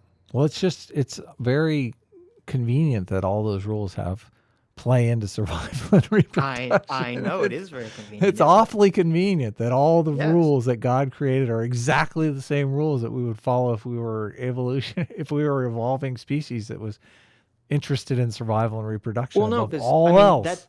That's only if they're going to make the argument that evolution doesn't exist. If they make the argument that evolution does exist, then they'd say, well, God created the process in the first place. Yeah, and I'm open to that argument, definitely. Right. Yeah. God created automation. God set the rules of the simulation, and He's letting it run. The experiment is running right now. Right. But what do you think the purpose is? Like, I told you what the is it to like? well, I mean, even what do if I the think? purpose is like the traditional theist purpose of like die, go to heaven, live with my family forever. That's even evolutionarily. Like, of course It's you want to be with your kin. I'm gonna pull a Jordan Peterson here. Okay. Mm-hmm. It would be too long for me to get into Oh yeah, what I yeah, think the yeah, yeah, purpose is. yeah. Well, we're just Seriously. gabbing now anyway. Hmm? You should see if you can pull up a video of is there any other videos of this reporter? Do you think she's got is there a video of her doing karaoke out there? I bet there is. What's her name? I don't I remember. can't remember her name. Larissa. Someone in the chat said they won't watch that story because there's no explanation. So there you go. See, they don't want me to explain why we exist, Adam. It's only you that wants it. No one wants this. Oh, we got another super chat. Let's read the super chat and then we'll call it quits. And I'll go. I'm gonna do Daniel Chahote from Voyager for $2 says using free super chat to plug Stormlight Archive. Nice. What is that? Stormlight Archive? Do you know what that is? No, it's probably some neo-Nazi website. Jesus Christ, you're Stormlight demonetized. Archive is an ongoing epic fantasy novel series Oh, nice. written by I like Brandon Sanderson. So Cool. there you go. Cool. I bet he is pissed that the name Stormlight sounds a little bit too close to some Nazi stuff. Well, this was fun. I love arguing. Arguing with you on the internet is one of my favorite things to do. It really is. Really? Yeah. Is that it? Yeah. I love It is arguing. fun. It is fun. But you're still wrong, so it's okay. We'll let us know in the comments below what you want Sitch and I to debate when we finally break out. Although we debate like every week. Like people don't want to see us debate. Yeah. We want to see, who do you want to see Sitch debate? That's what I want to know. Like, who do you want Sitch to destroy?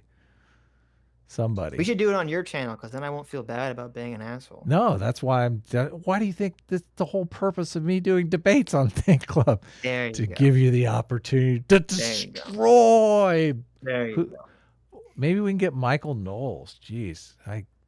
Michael Knowles is the one guy that I think we both just despise. Who's that? Michael Knowles? We did a video on him. We did? I occasionally watch Ben Shapiro videos. I'm not a huge Ben Shapiro fan, and I read Ben Shapiro's book, and I lost a lot of... Why?